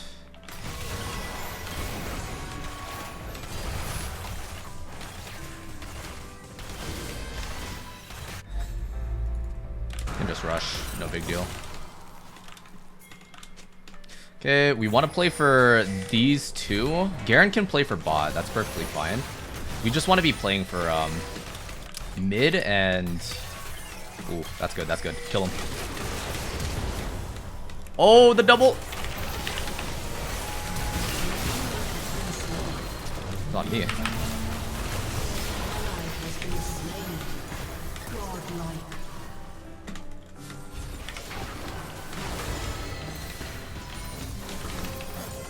There's people coming in.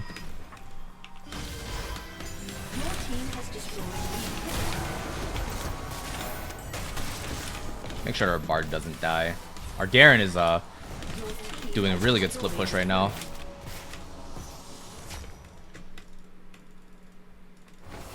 Whatever he decides to portal to, we can go. Holy! He's almost got him. He almost got him.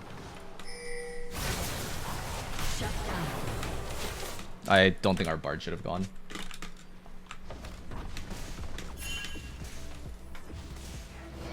No Ash ulti. Sorry, we're able to just take this tower. Be perfectly fine.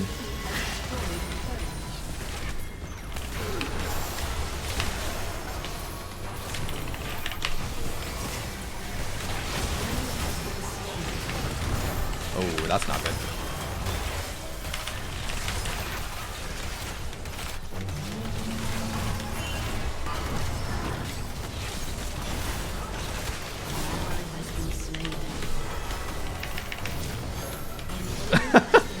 I'm not sure about that one, Kane. That wasn't that was not the play. Can go for Baron. Or Garen's up.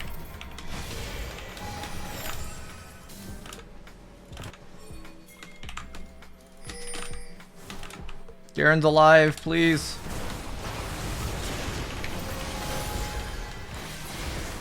Let me tank this. I don't have mana.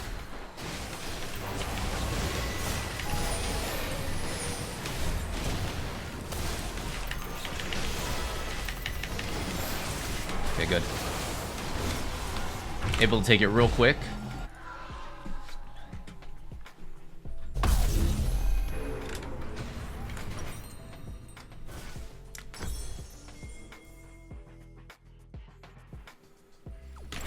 Pretty much gonna be the last fight.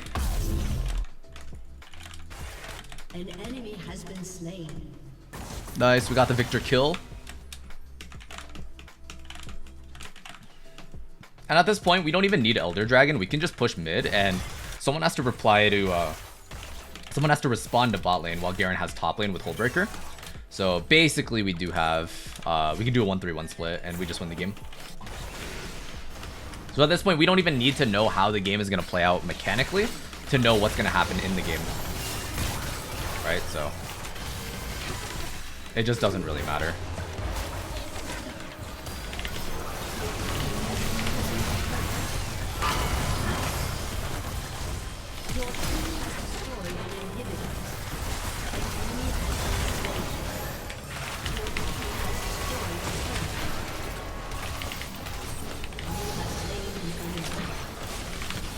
Not to pick onto the Ornn.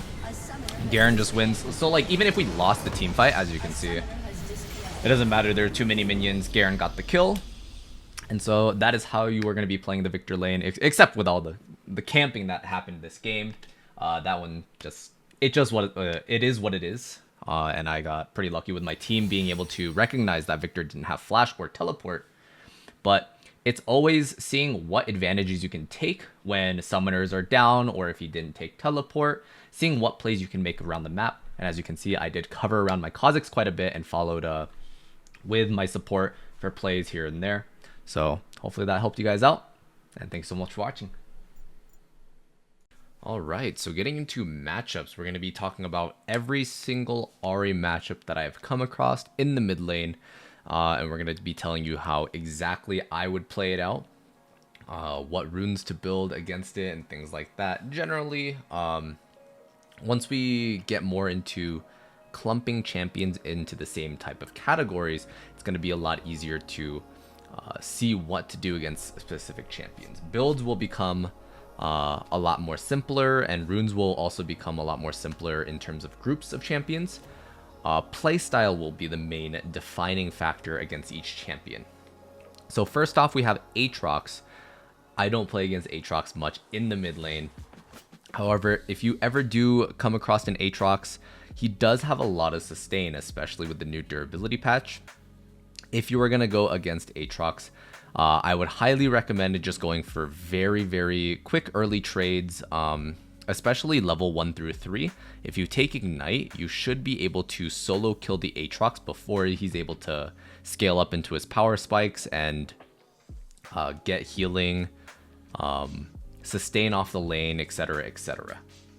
The build that I would recommend for this, rune-wise, is going to be just going a standard Electrocute with going Minion Dematerializer and Time Warp Tonic.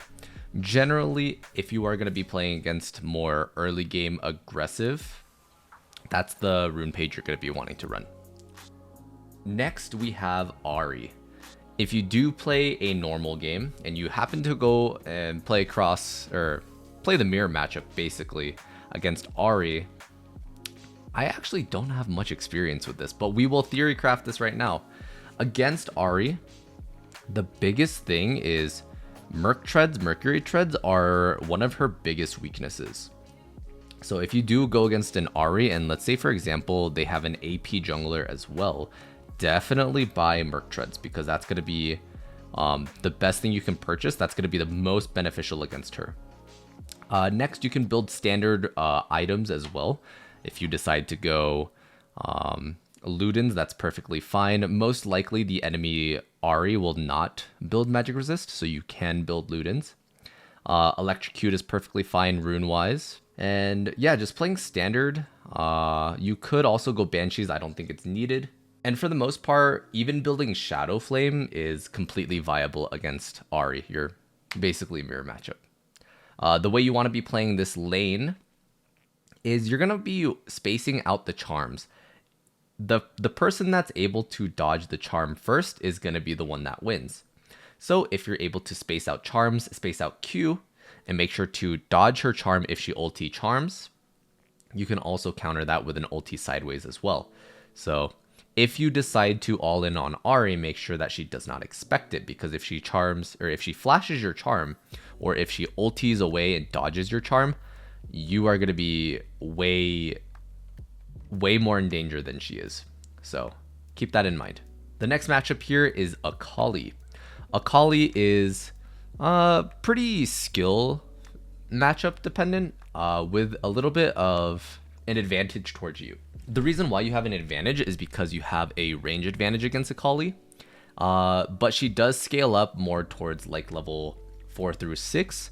So when she gets to those points and she's able to scale out of the early game, she will have an easier time to play against you. So against Akali, she is going to be running Doran Shield a lot of the times.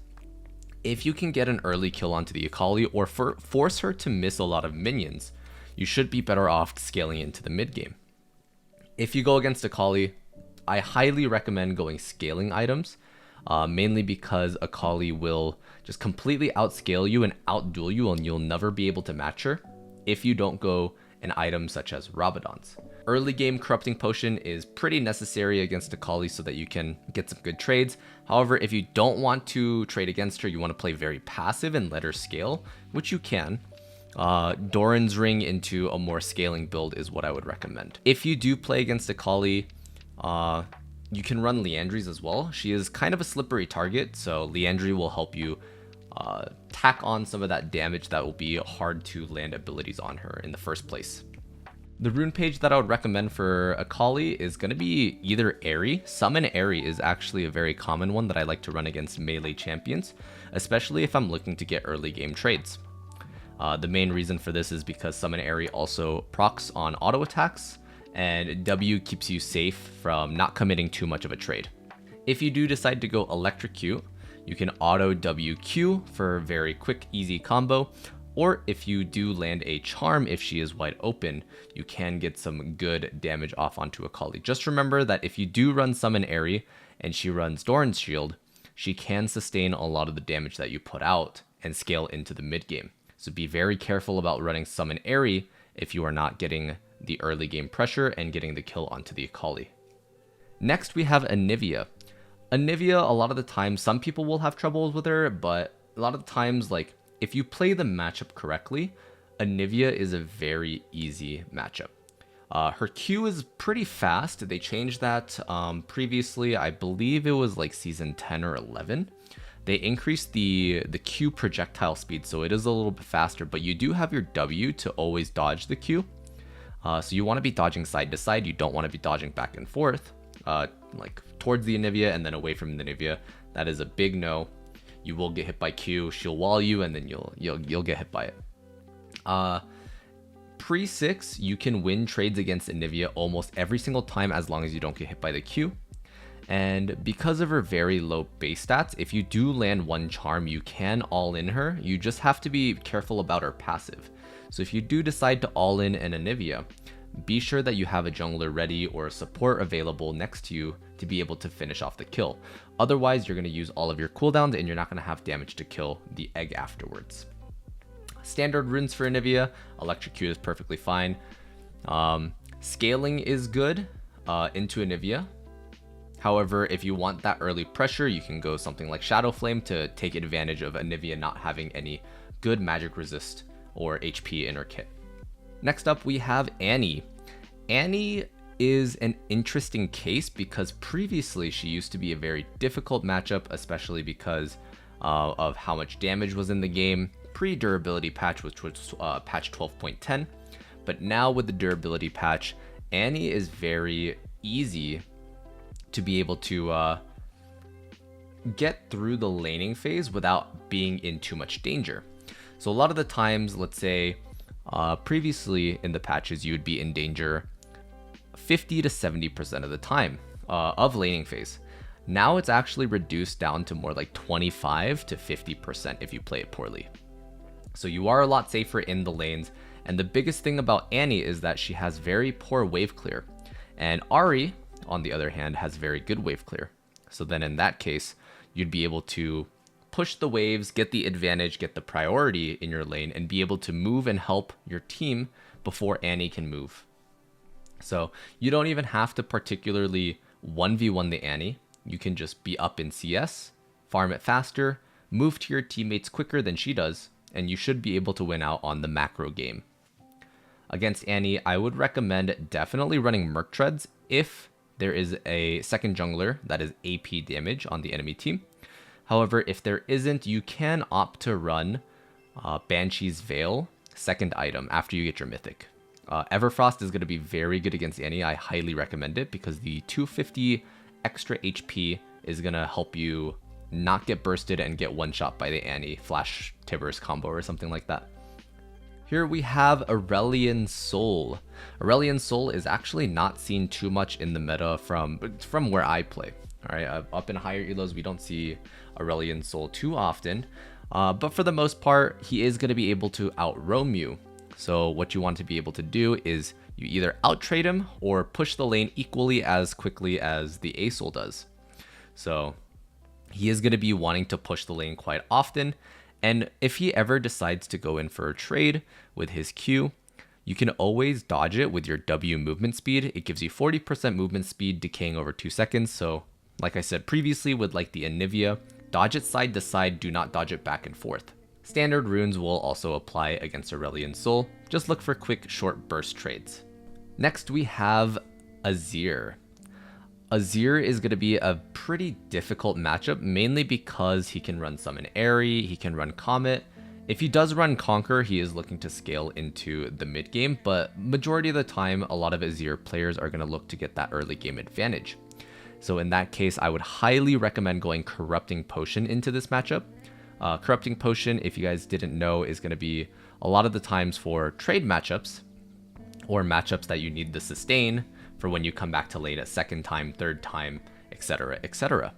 And on top of that, I would also very much recommend going Teleport into this lane. Teleport is going to be used to mitigate that early game pressure from those kinds of champions. So for example, if you were to go against like a Victor that's very lane bully-esque, especially in the early game, then you would like to run Teleport so that you can come back with more resources, use all your Corrupting Potions, and then just teleport back, and then if they're stuck in lane, you have 3 full charges again. Against Azir, I would highly recommend going scaling after you go Corrupting Potion. So if you decide to go just like a Everfrost, Rabadon's build, that would probably be your best bet, because Azir is mobile only when he has his E available. If his E is down, you can pick him off very easily. He has very low resistances, and he doesn't have very much self-peel, so getting that extra damage, catching him off guard with the Everfrost is very good against him. Standard runes are going to be just Electrocute, and if you were to look into the sorcery tree, I would recommend going either Mana Flow, Gathering Storm, or Absolute Focus and Gathering Storm. The next matchup we have here is Brand. I don't see Brand too often, but in theory, if you do play against Brand, just try to stay away from the minion waves, because if he sets a minion ablaze, which is his passive, any ability that he uses will set a target ablaze. And then after that point, if he presses E on that target, which is, I don't know what the ability is called specifically, but it'll expand in AoE circle, and if the target is ablaze, the range expands even further. So this is why you don't want to be playing around your minion waves, kind of like Xerath Ziggs. If you play around your minion waves and the Xerath or Ziggs uses an ability on the wave, you will be hit by the crossfire basically if they're trying to push the wave. So you don't want that to happen, and you want Brand to use the abilities on the wave, and you want to trade against him after that point. The reason why he is very easy as a matchup is because, let's say he ulties you, you can always ulti out and he doesn't have any bounce targets. Or if he ultis you during a team fight, you can always ulti away from your team or ulti away from the Brand, and his ulti becomes basically useless. So although he is an AoE menace, in laning phase and in team fights, you can outplay Brand almost every single time if you do play properly. Electrocute runes are perfectly fine against Brand, and I would actually recommend going early game pressure items. So stuff like Shadow Flame, Ludens are perfectly fine against Brand. Here we have Cassiopeia. Cassiopeia is going to be more of a skilled matchup in favor of you. So it's going to be more like 55-60% in favor of you. towards the Cassiopeia, mainly because you outrange her. The only way she gets advantages against you is if you miss position, or if you miss space, or if she goes in for a flash ulti, kind of like Tibbers. So if you don't expect the flash ulti, she can get a pretty big jump onto you if you're around like 75% HP and just like one-shot you. That's just something you have to be careful of, but otherwise, you can outrange Cassiopeia and you can always outpush Cassiopeia as well. Roaming potential wise, you have way better macro game than she does, and she doesn't have any dashes or any abilities to go over walls, so you can make more plays around the map than she does. 1v1 wise, you don't always win, especially like I said, if she gets the first jump onto you. So I would highly recommend just going for wave clear, using a minion dematerializer to demat the range creeps, get extra wave clear, and then just roam around the map and play around your jungler. That is the best way to play against Cassiopeia. Cho'Gath. Now, there have been a couple of times Cho'Gath mid has been a little bit more popular. I would say within this durability patch, he has been pretty strong in the top lane.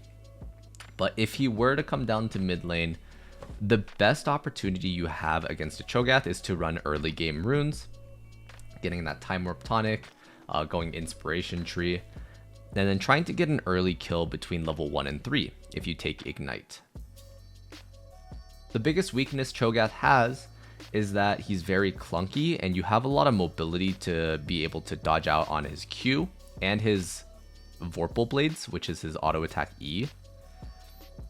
So if you are able to get that early jump on him, auto attack him when he's going for the minions, you should be able to kill him between level 1 and 3. And if you do, you are gonna be very ahead of the Cho'Gath and can push your lead from that point on.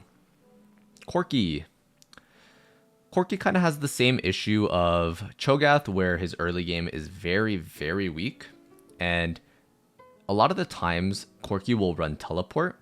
And so if you take a offensive summoner like Ignite, then you basically are saying that I'm going to outtrade you and take advantage of the early game rather than taking teleport. I wouldn't recommend taking teleport against Corki because he does outscale you. And this is a good point for any scaling champions that are out there. Generally, you do get outscaled by quite a bit of champions. So for example, Cassiopeia, Victor, Corki, Diana, a lot of these champions do outscale you AP scaling wise.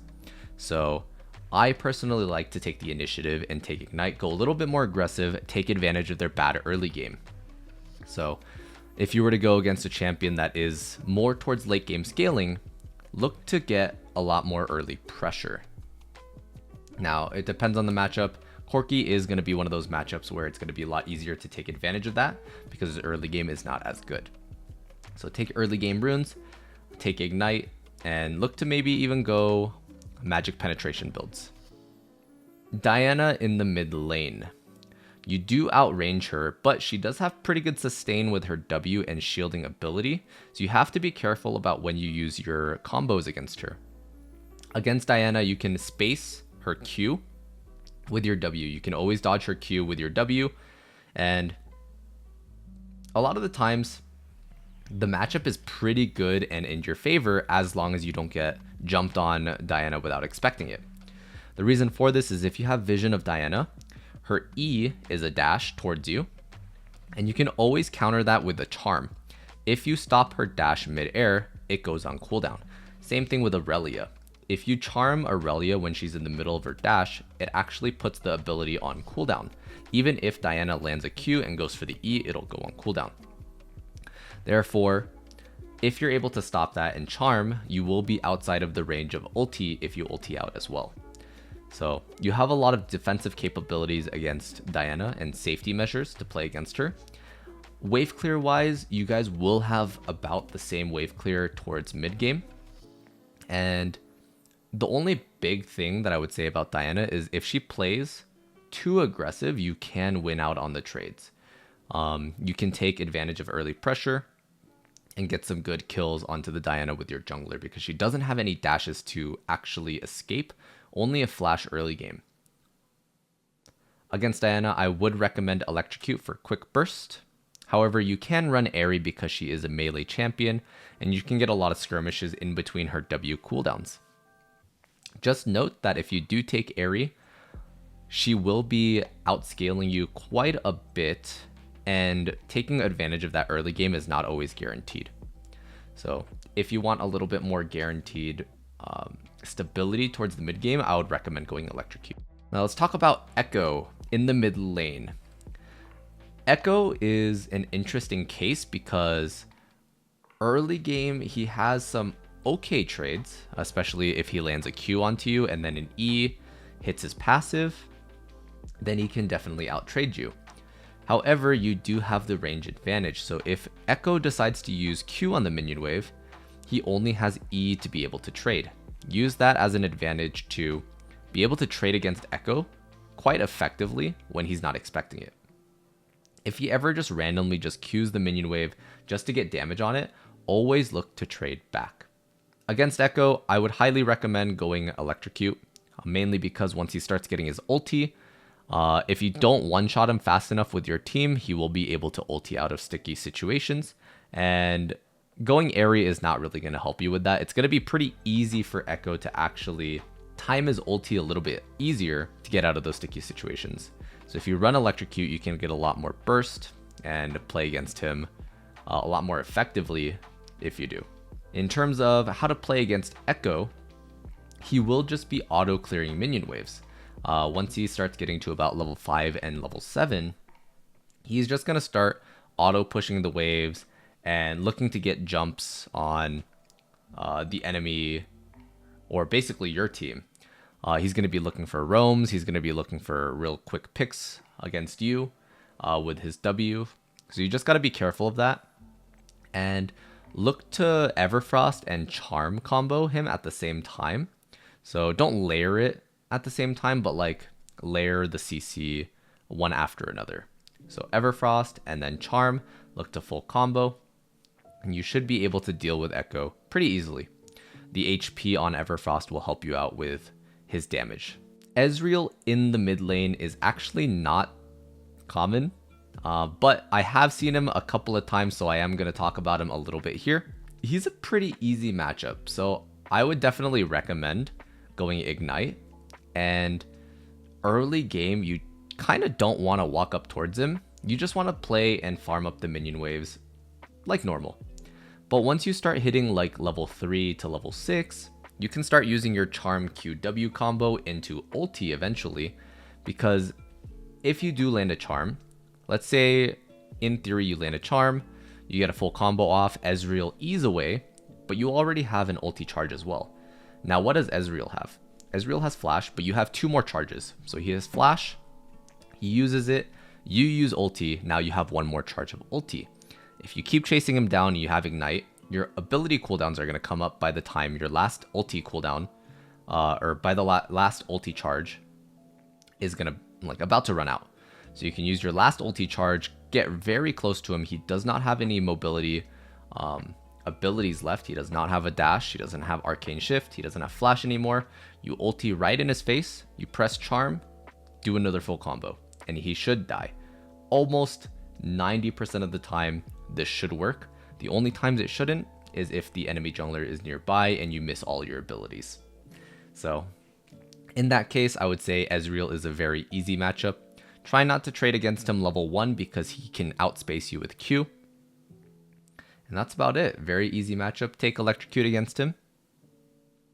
It should be pretty easy sailing from there. Fiddlesticks. I have seen a couple of Fiddlesticks mid. This champion is very, very easy to play against, but he is very gimmicky. So what I mean by that is you have to be very careful once he hits level 6.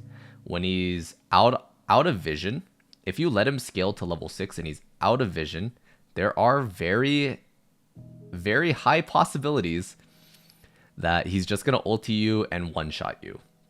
So in that case, you can build Mercury Treads to be able to deal with his magic damage, so you can get magic resist to deal with that. And also the tenacity will help with the fear duration. So you can run Mercury Treads against him. It'll be a huge counter to Fiddlesticks, just as if you were to play against Ahri, taking Mercury Treads is a pretty big nerf. The reason why he's such an easy matchup is he only has W for wave clear, but you can trade during that time he uses W. He's basically a sitting duck. So you can walk up, you can charm. If you do, you have ignite. You can always get very good trades against him, reduce his healing, and there's not really much Fiddlesticks can do against you. You can freeze the waves against him. If he ever decides to walk up with W to be in range, he can't effectively push the wave and crash the wave under tower. So you can just keep freezing, put him in dangerous positions so your jungler can come in. And overall, just a very easy matchup. Against Fiddlesticks, you can go scaling because the lanes are pretty free, or you can go a little bit more aggressive early game builds with like Ludens and look to make plays around the map as well. Next up, we have Fizz. Fizz is a somewhat difficult matchup, especially if you were to play against him before the durability patch. Fizz is a much easier matchup to deal with because you have more effective HP and you now have magic resist scaling. Before, Fizz was able to just completely run you over if you were if he was level 6, and his ulti cooldown was actually lower than your ulti cooldown. So let's say in theory you ulted away to get away from his first ulti. By the time his second ulti comes up, if you were to miss position, which is like if you were to stand at your tower, which is basically mispositioning against Fizz, you would die if he lands ulti. All right. So the matchup is now a lot easier because you can sustain through a lot of that one-shot burst. He still can one-shot, but like I said with Annie, same concept. It's going to be a lot easier to lane against him threshold-wise, like HP threshold-wise. Instead of being like a 50 to 80% kill threshold during the lane, it's going to be more towards like 25 to 50. I would definitely recommend going Corrupting Potion against this matchup. If you would like to go aggressive against him, you can run Ignite. I would recommend Teleport actually, because whenever you get low, you can actually just teleport back to lane, get your resources back, and, you know, not be in that danger threshold. Because everyone knows the more fed Fizz gets, you know, he's going to build a Medjai's and then terrorize your team. So not dying is the biggest priority against Fizz. Wave clear against him. If he does go in for a very aggressive trade, use your ulti to dodge out on his ulti. You can also even buy Zhonya's very early or stopwatch very early to play against him. Galio is a very easy matchup to deal with in the early game. So when he's level 1, he's gonna start Q. And at that point, you can actually start W against Galio. A lot of people are very hesitant on not starting Q on Ahri, but you can try different things. You can try W. Charm isn't as effective, but W start is very good against melee champions. So you can auto attack, W, auto attack, get your electrocute proc off, and you win the trade. Whereas if you auto attack and then Q, maybe you missed the second part of the Q, it costs more mana and you dealt less damage. So think about what you're playing against matchup wise. If you can land that very easy combo, think about running W instead. Galio is going to be one of those champions that will build a lot of magic resist and be inherently tanky. So you want to take a big advantage of his early game. Once he hits about level 6, he can start roaming around the map, maybe even take Predator. At this point, you just want to be wave clearing and making to look plays around the map where he's going to be. If you can get very quick kills, go for those quick kills, and then Galio won't be able to do anything without his teammates. Same way as Ahri wouldn't be able to do much around without her teammates as well. Ahri is very 2v2 reliant, 3v3 reliant. Sometimes you can get some good 1v1s. It's a little bit more difficult now with the durability patch. Against Galio, I would highly recommend going scaling items. So Rabadon second would be a very good choice. Void Staff if people are building MR. Galio inherently has a lot of MR magic resist as well. So going Void Staff as a third item is very good against him. Gangplank. Let's talk about Gangplank mid lane. This champion isn't frequently seen in the mid lane, but he can be in the mid lane.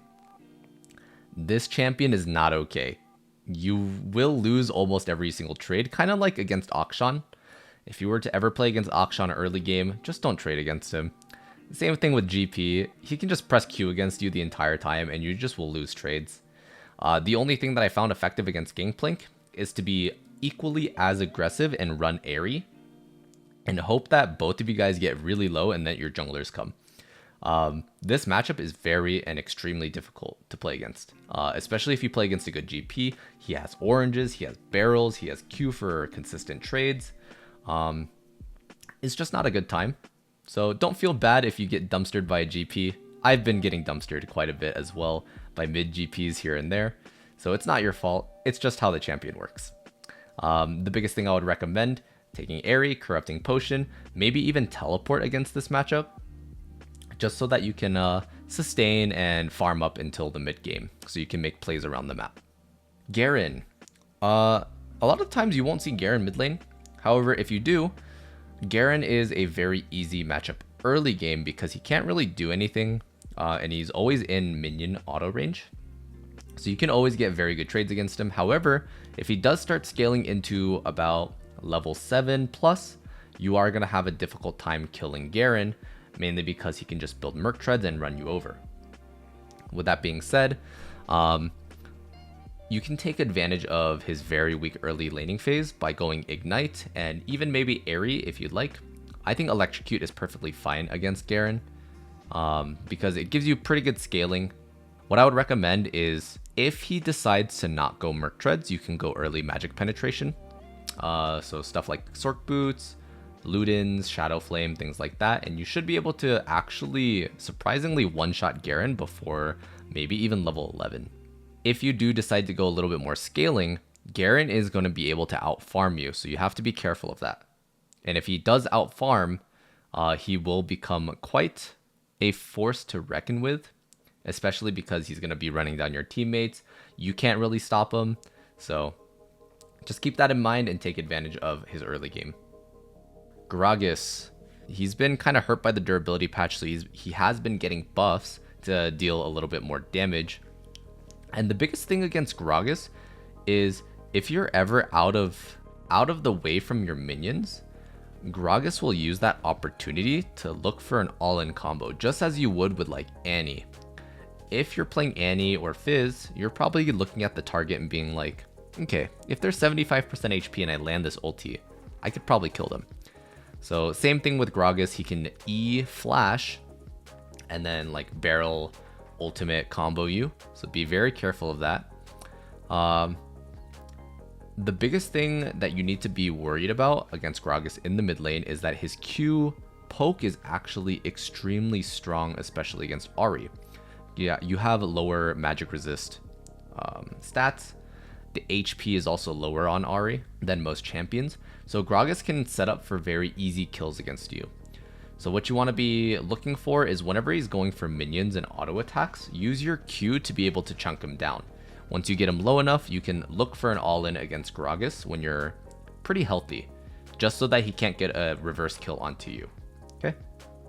Electrocute is very good against Gragas, is what I would recommend. And scaling would be probably advised.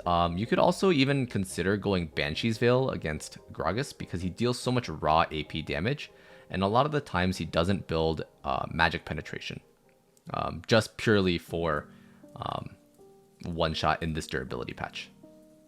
Alrighty, next let's talk about Graves. Graves is a champion that has been coming to the mid lane here and there. You see him in a couple of metas, and even to this day you can see Graves go into the mid lane because he has a lot of good matchups. He's inherently tanky, he has good wave clear, he has good trades. If the enemy has an AP jungler, they can run Graves. It is a possibility. Against Graves, he will have better wave clear against you.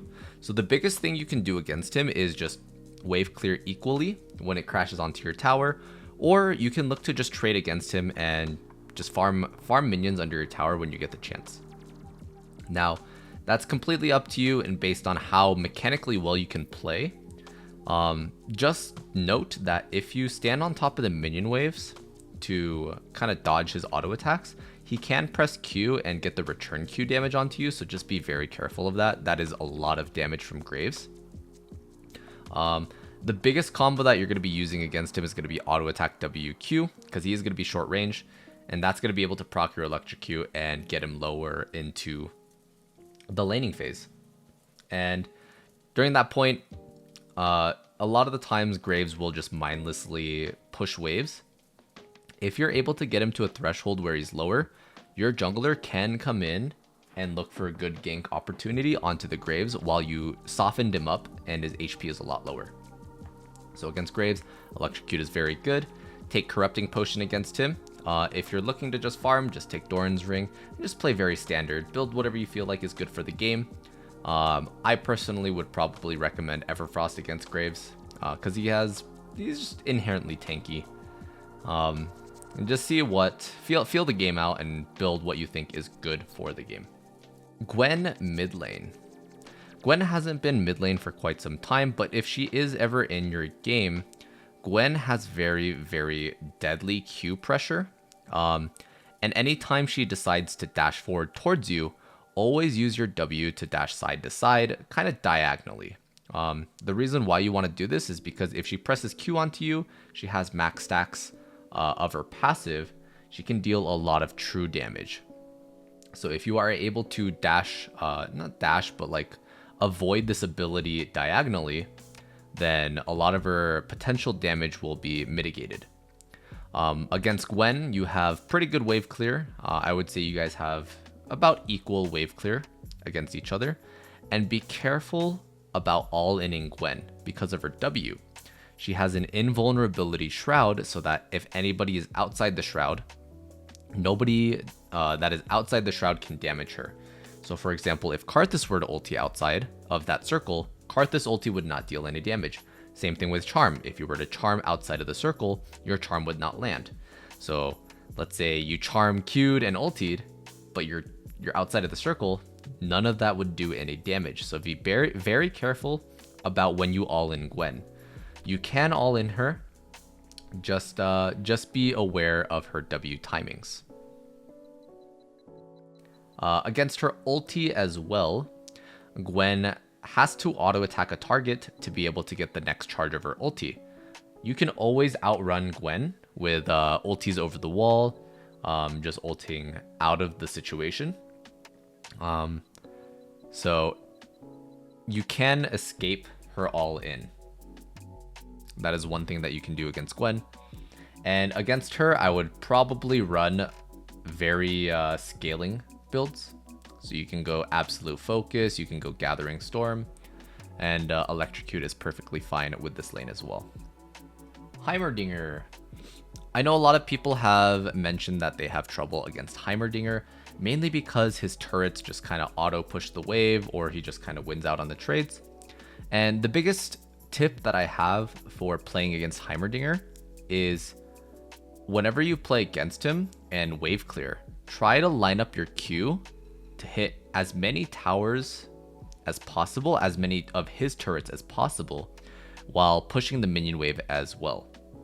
So if he places his turret just outside of the minion wave, but you can line it up so that you can hit the entire minion wave and also hit his tower, his turret, then that's the way you want to be playing.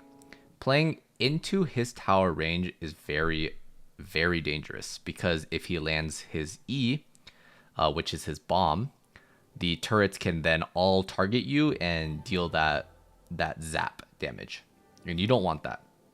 So if you're able to take out a lot of his turrets, they are pretty long cooldowns. So when they are down, you can then look for an all-in against Heimerdinger. Or if you'd like to just scale up and play to build items, that is perfectly fine. You also do have a lot of priority against him, mainly because he doesn't have that much mobility. So it's very hard for him to get into team fights without being set up properly. So if you can push the wave equally, get the first move into a team fight, you can be more effective against Heimerdinger than he is. I would also highly recommend running teleport into this matchup, because you are going to be running out of resources quite a bit. Doran's ring is also a pretty good start into Heimerdinger. Let's talk about Talia. Talia is a champion that is played a little bit more in the mid lane now, especially with her rework. And her E, which is the I believe it's I don't know exactly what the name is called. It's like scattered stones or something. But it's when the stones are on the ground and any champion that dashes through them or uses a movement ability will get stunned. So against Ahri, that is kind of strong. I would recommend banning Talia. That's personally who I recommend banning, or either that or Veigar. Those are the two champions that I believe are very strong in this current patch, in this current meta. But if you are to play against Talia, the biggest thing you have to note is her mid to late game is very scary. She can one-shot people. If you get trapped in one of those stones, she can one-shot you. So you have to be very careful about when you ulti. Be aware whenever you're in range of that to not ulti. Use your W to get out of the situation. Or flash. Because if you ulti, I guarantee you she will just one-shot you mid to late game. Early game, you do have the wave clear advantage. So if you decide to go Doran's Ring, you can get a lot of pressure around your jungler, while Talia is farming mid lane still. So if you put 2 points into your Q and decide to push in the waves a little bit faster, she will have a little bit of trouble maintaining that, and she will lose minions against you doing that. Running Electrocute against Talia is perfectly fine for runes. I would also run Minion Dematerializer and Time Warp Tonic, just to help you get through the early game against her. Next up, we have Aurelia. Aurelia, a lot of the times, can look very flashy. She just dashes around everywhere. People say she has infinite dashes. Her sustain is too strong. But actually, the surprising fact of the matter is that Aurelia is actually not too difficult of a matchup for Ahri. Mainly because Aurelia can't do anything to all-in a champion if she doesn't land her E, especially early game. And the reason for this is because if you don't land your E, you don't get a second activation on your Q. And if that's the case, a lot of your damage is reduced. Ahri has W, which is 40% movement speed, to dodge those E's. So, like I said before, you don't want to be playing back and forth to dodge this ability. It depends on the player as well. But for the most part, you want to be playing side to side and activate your W whenever it looks like she's going for that E. So if she doesn't land that E ability, you can always charm towards her and stop that dash. And she now has no dashes, she doesn't have her E, and you can get a very good trade onto the Aurelia. Now, another thing that you can do is play like a mini game. Look at the minions, kind of like if you were to be the one that was CSing on Aurelia, you would have to think the same way that she is.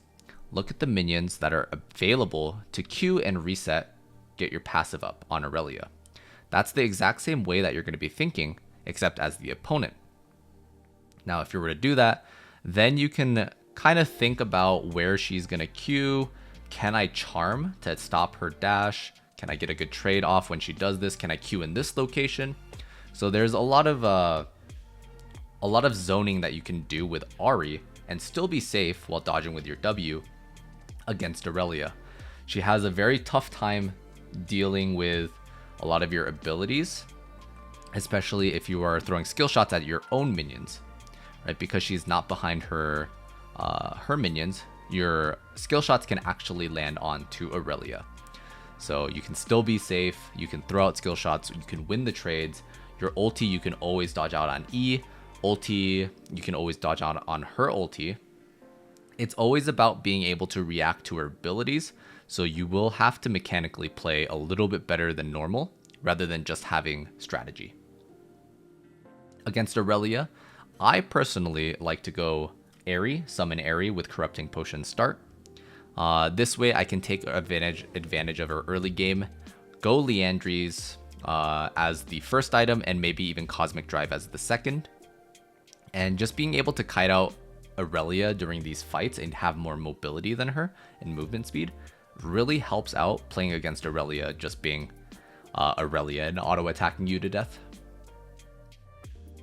Next up, we have Jace in the mid lane. Jace is a pretty strong AD champion. However, Ahri does pretty well against him, mainly because your W again can dodge out on the Shock Blast QE. That goes on cooldown, and then you can trade against Jace if he ever goes into hammer form. Ahri's charm actually has a grounded effect, and what that means is if anybody uses a dash or mobility move, you can actually stop them midair exactly where your charm lands.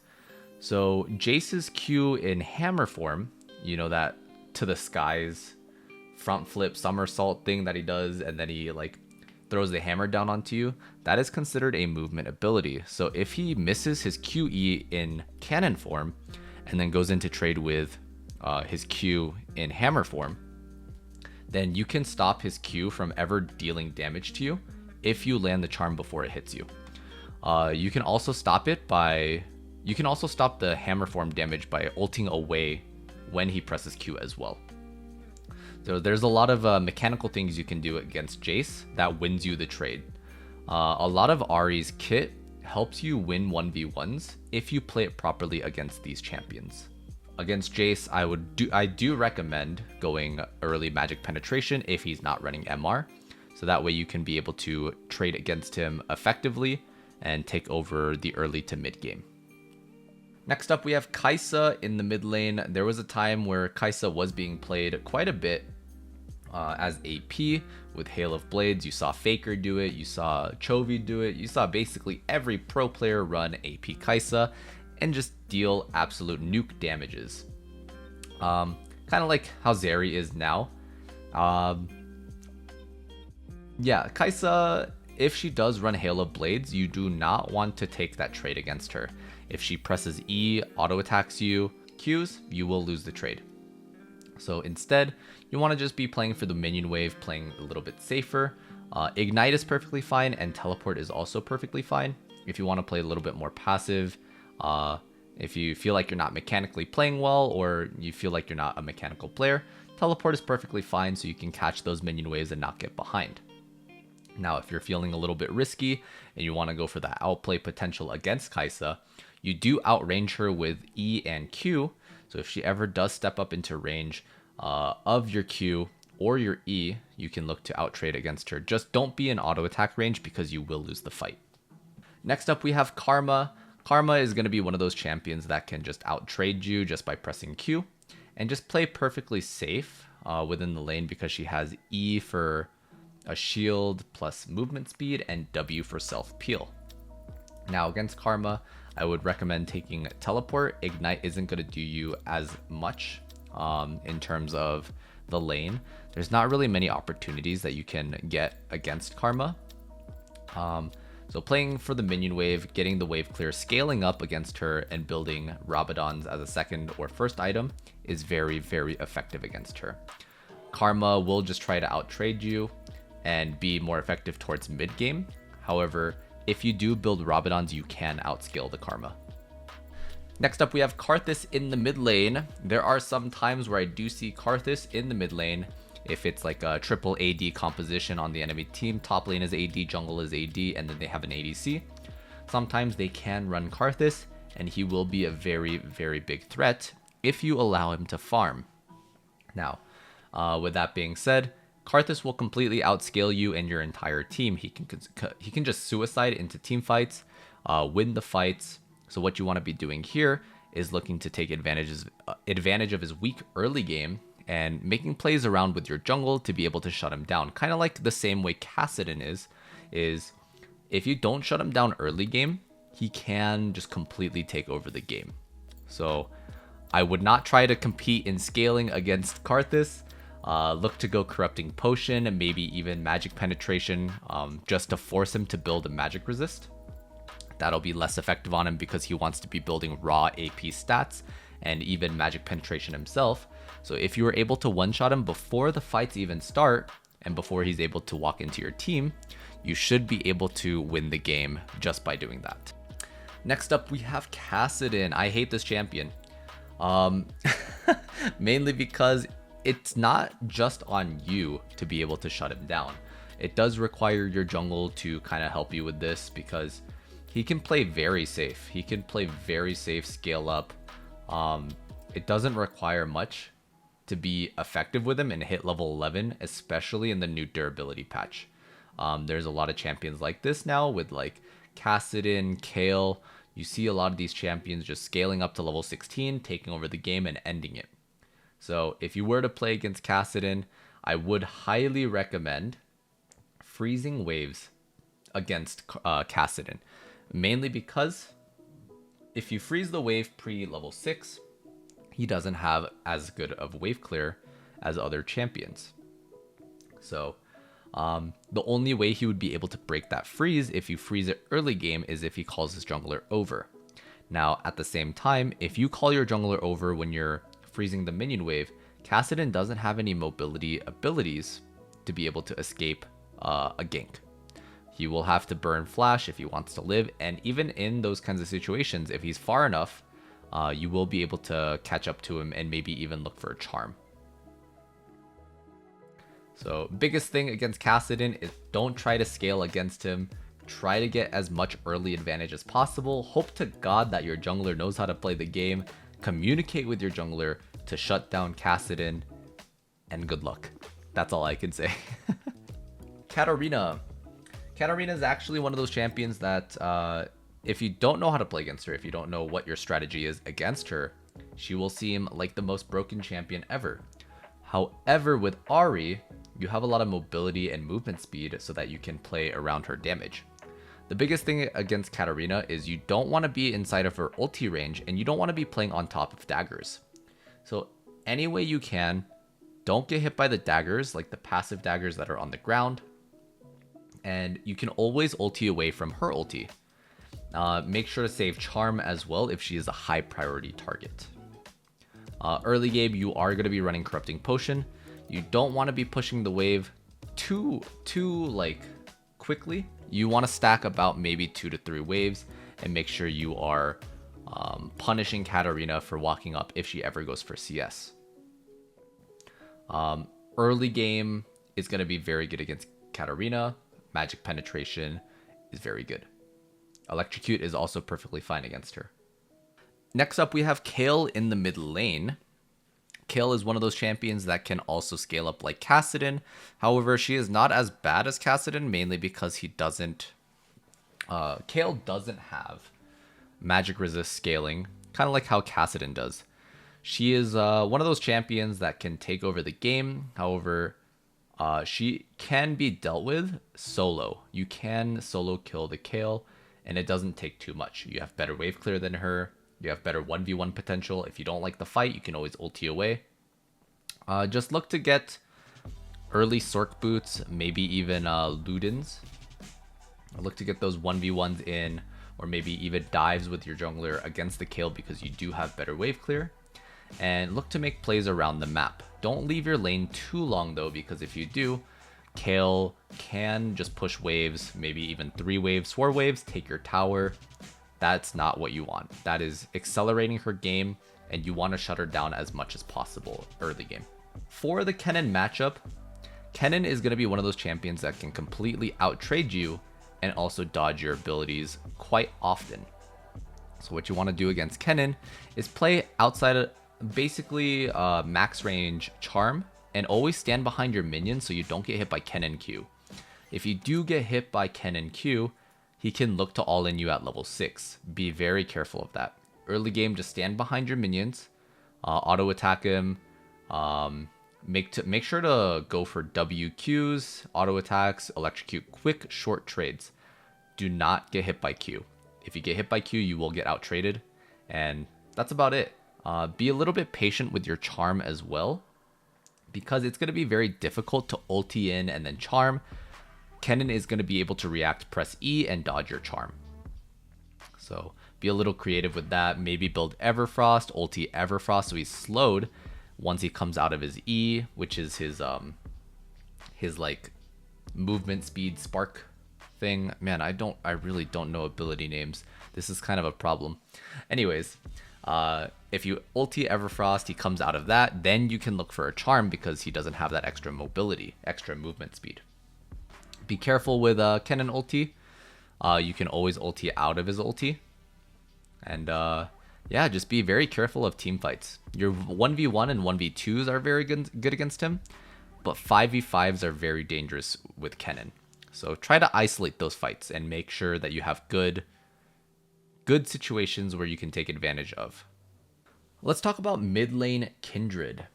Kindred is one of those champions that is very unorthodox but can play in the mid lane. The biggest thing you have to be careful about is her W. If you fight in her W, she can just completely outspace you, just walk away from the fight, but still outtrade you. Her W will basically keep damaging you as long as she auto-attacked you and you're inside the circle. One thing you do have to be careful of is that Kindred does have a lot of burst, especially with her E. If she gets 3 hits off on that of her mark, you will get bursted down pretty heavily. With the durability patch, it is a lot easier to survive against that, so even if Kindred does take Ignite, you can survive it a little bit easier. However, I would definitely recommend just playing for the minion wave against Kindred. Like a lot of AD champions, she just looks to go for a lot of cheese kills against mages that can't deal with AD champions. So look to farm up, outscale her, maybe even take teleport. Rabadon's is a good purchase. Everfrost is one of those items that do counter Kindred very heavily, so you can opt to go Everfrost in these kinds of situations to slow down her mobility and look to get very good picks onto her during team fights. Next, let's talk about LeBlanc. LeBlanc is an age-old rivalry. The 1v1 versus Ahri and LeBlanc has been there since season 1, and a lot of people will say LeBlanc has the advantage. However, if you do play LeBlanc, you will say that it's definitely a skill matchup. And this is true. It is definitely a skill matchup with a little bit in favor of LeBlanc, mainly because she can get some very good trades and dodge out on a lot of your abilities. However, if you do play for the minion wave, you can definitely outscale LeBlanc and be way more effective than her in team fights. So you don't always have to look for the 1v1s against her. You can play for the minion wave, farm up, scale, take teleport, and look to make a lot more plays around your teammates rather than going for the 1v1. You can win a lot of the times because she does have abilities that require her to land skill shots as well, like her chain or W, and you can dodge out with your ulti as well. But just know that it is very difficult to hit a LeBlanc, especially if she has WR available and her flash. Lee Sin in the mid lane. Lee Sin has been in the mid lane a couple of times that I've seen, but he hasn't been as relevant anymore. But we will talk about Lee Sin. He is a champion that can sustain pretty well.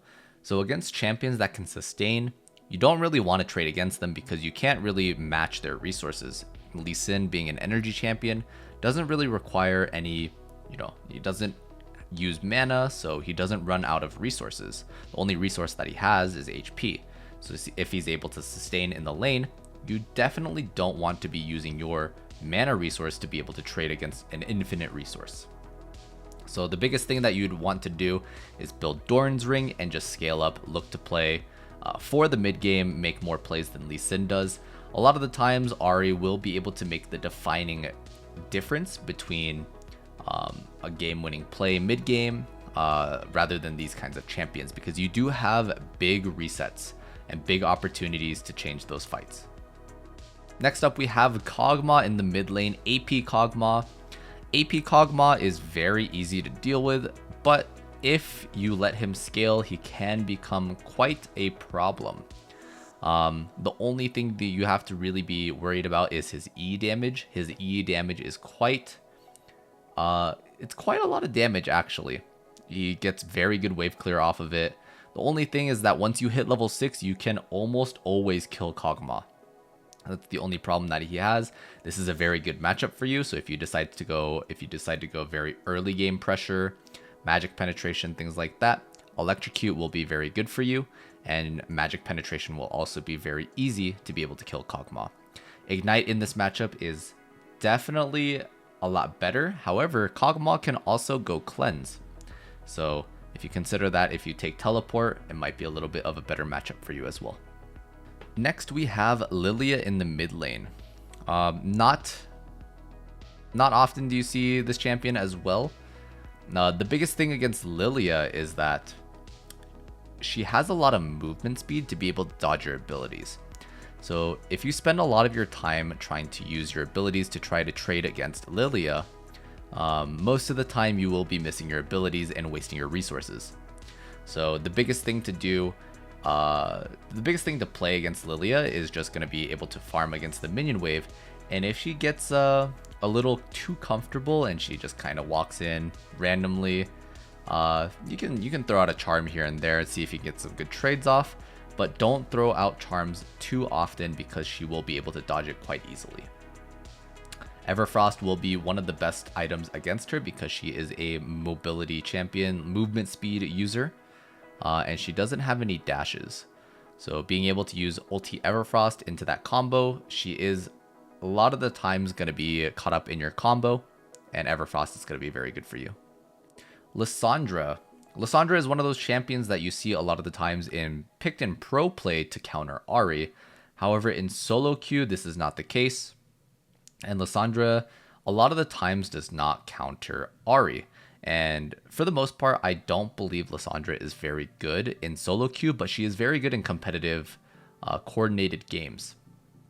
The main reason for this is because in solo queue, there's not a lot of coordination, so being able to go for those team fights and letting your team know that I'm going in for this kill doesn't really happen. So if you run cleanse on Ahri, this completely nullifies Lissandra as a champion. She will not have any setup. They will just burn abilities and you'll just be able to get out for free. So I would highly recommend taking a cleanse on Ahri, or even Merc Treads if you decide to go, if they are playing an AP champion in the jungle as well. Merc Treads and Cleanse will be Lissandra's worst nightmare, and they basically won't be able to kill you. Lucian in the mid lane is an absolute menace. He can outtrade you with Q. He has very good base AD. If he goes in for a dash, he can dodge your abilities, but also outtrade you with auto. Lucian's kind of a difficult matchup to deal with. However, if you do take teleport and just look to farm up, you can outscale the Lucian. The only problem with doing this is that he can get a lot of early game pressure and maybe even leave your jungler to 2v1 if he has the early game prio in terms of pushing the waves first. So if you aren't able to trade back with the Lucian, he is going to be able to push in the lanes more effectively than you can. And you just have to be careful about that. The biggest thing is you want to be able to scale to level 6 and then maybe look to play around your jungler to make plays around the map or even gank Lucian. Against him, Everfrost is going to be very good to use. And teleport is what you're going to be wanting to use as well as alongside with electrocute. Now let's talk about Lux. I know a lot of people don't like playing against Lux. Against Lux, you can always dodge her E with your W. Your W gives you a lot of mobility, movement speed, things like that. And you can always dodge her E if you walk a little bit closer to her. Luxes don't expect you to walk towards them. They expect you to walk away from them when they throw E, right? So not only do you want to play more side to side against Lux rather than back and like backwards, you also can play forwards because they're aiming their E ability a little bit behind you anyways. So that'll throw them off, play a little mind games against them. You have very good wave clear against Lux. I would highly recommend taking teleport because Luxes will take cleanse or barrier, leaving your ignite basically useless. Teleport will gain you, or will net you a lot more value than going ignite. Malzahar. A lot of people have trouble with this matchup is what they tell me. which is really interesting because Malzahar is a very easy matchup in terms of playing against him. You can always Q the minions, the voidlings that come out, and your Q will always one-shot the voidlings past like level 5, I believe.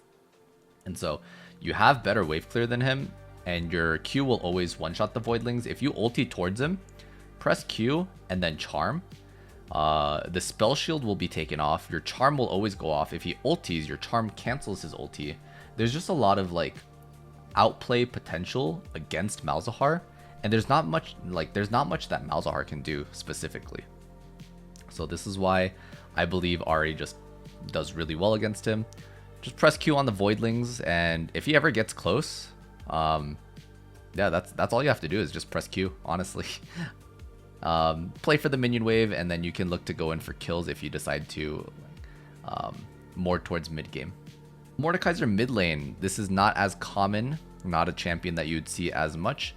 However, if you do play against Mordekaiser, you completely outspace this champion. Play for charms, look for Qs, and definitely look for early game trades because you will be able to out trade against Mordekaiser. The only thing you have to watch out for is if he has his shield passive up, you don't want to use your full combo against that. Because he doesn't have a resource mana bar, you will be trading your mana resource for basically nothing. Morgana in the mid lane. Typically you won't see this champion as much in the mid lane as well. However, I do play Morgana mid because I am a menace to society. And if you ever do come across Morgana, never get hit by her Q. You can always dodge it with W, and you can always dodge it with ulti as well. If you do decide to all in onto Morgana, the biggest tip that I have is ulti W first. She will spell shield, and then you can charm afterwards because the ulti W auto attack will proc electrocute. It'll break her spell shield, and then you can charm when her spell shield is down. Biggest thing is that you will have way better wave clear than Morgana and way better map pressure as well. So look to make those early plays around the map. Neeko mid lane. A lot of people have also expressed that they have trouble against Neeko. Neeko is one of those champions where you just don't play behind the minion wave. Just respect that her E range can go a little bit further than it looks. And during that time, if she does press Q, normally she can only land one part of her Q. So the biggest thing to play against Neeko is do not get hit by E. If you get hit by E, you can get all in. You can out trade the Neeko. Just play on the sides, look for charms. And if she ever decides to ulti, you can always ulti out of her ulti range as well. Next up, we have Orianna, also another classic matchup. Orianna has a pretty good advantage against Ahri, mainly because she has very good early game pressure, alongside with having much more scaling than Ahri does.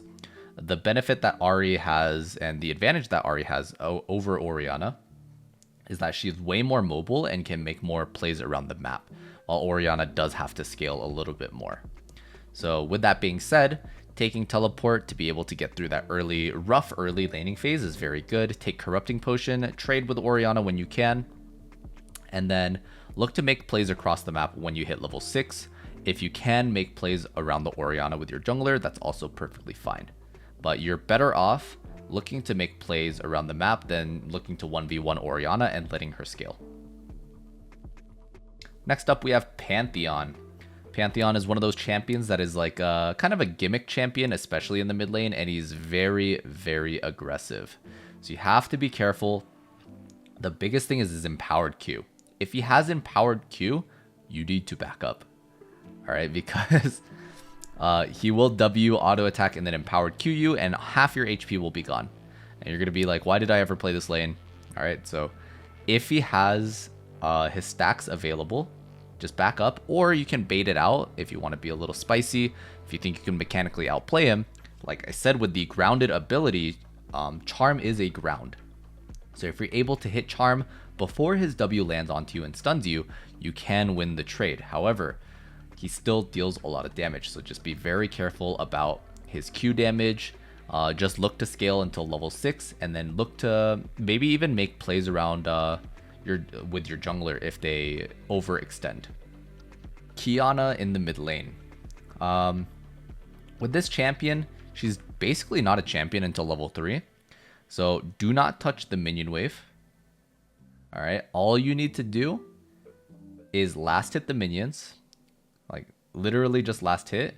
Take W level 1 and zone her off the minion wave. If she ever goes up to walk up and auto attack the minion wave, you just auto her to death and press W as well. If you do that, by the time she's level 3, she's probably going to be around like 200, 300 HP. You will have all 3 abilities up, and if you land a single charm, you can kill her. Other than that, if she scales to level 6, be very careful. Try to build Zhonya's second item, maybe even a stopwatch early, so that you can dodge her ulti ability, which can completely one-shot you. Even with the durability patch, you have to be careful. Qiyana is one of those champions that even with the durability patch, she's still very strong. Next up, we have Renekton in the mid lane. Renekton is quite a popular pick sometimes in professional play, and very rarely will you see it in solo queue. But if you do come across a Renekton in the mid lane, just know that this matchup is very easy for you as long as you throw out Charm when he dashes. All right. If you throw out Charm when he dashes, Renekton quite literally cannot. He can't do anything because his E is linear. He can only dash towards you. So you should always be able to win the trades against Renekton. Early game pressure is what you're going to be looking for. Take Ignite and look to just one-shot him or take advantage of his very, very weak early laning phase. Next up, we have Rumble in the mid lane. I personally really hate going against Rumble. He does not have a resource bar, so he doesn't have mana. He has his rage bar. So a lot of the times, what I personally like to do, I take Teleport, I take Doran's Ring. I never trade against Rumble. And the only time I go in and trade against Rumble is if my jungler is coming nearby. That is the only time I trade against Rumble. Other than that, I just play for the minion wave and scale till mid game. Ryze. He's one of those champions where he can outscale you and he does farm very well. However, in this current meta, Ryze is not as good, and Everfrost does stop a lot of his potential strengths. So if you do get to a point where you can build your first mythic, Everfrost is very good against him. Teleport is perfectly fine because Ryze can potentially go cleanse against you. But if he does run teleport, you guys are just playing both teleports. That is perfectly fine. Look to scale to level 6 and make plays around the map. One of the biggest things you have to be careful of with Ryze is that he can flash EW and instantly root you. So you have to be careful about junglers that can gank early, something like Rek'Sai or maybe even Jarvan. If this is the case, be very careful about pushing your wave into him and make sure to ward during those times that those junglers can gank. Next on the list, we have Seraphine. This is one of the champions that I consider to be just kind of like a farm lane. It's very boring and there's not really much killing going around, so I wouldn't recommend taking Ignite. Take Teleport.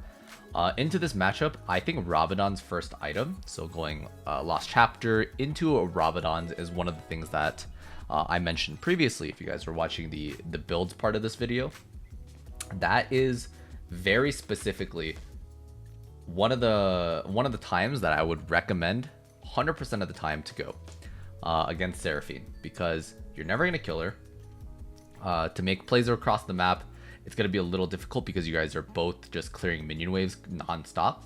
So you're going to have to constantly come back to mid lane. There's no freezing involved. There's no wave crashing involved. It's literally just you clear the minion waves. So if that's going to happen, buy a Rabadon's and you will just outscale everyone in the game. Electrocute with the sorcery runes, Gathering Storm, and Absolute Focus is what you're going to build. Singed in the mid lane.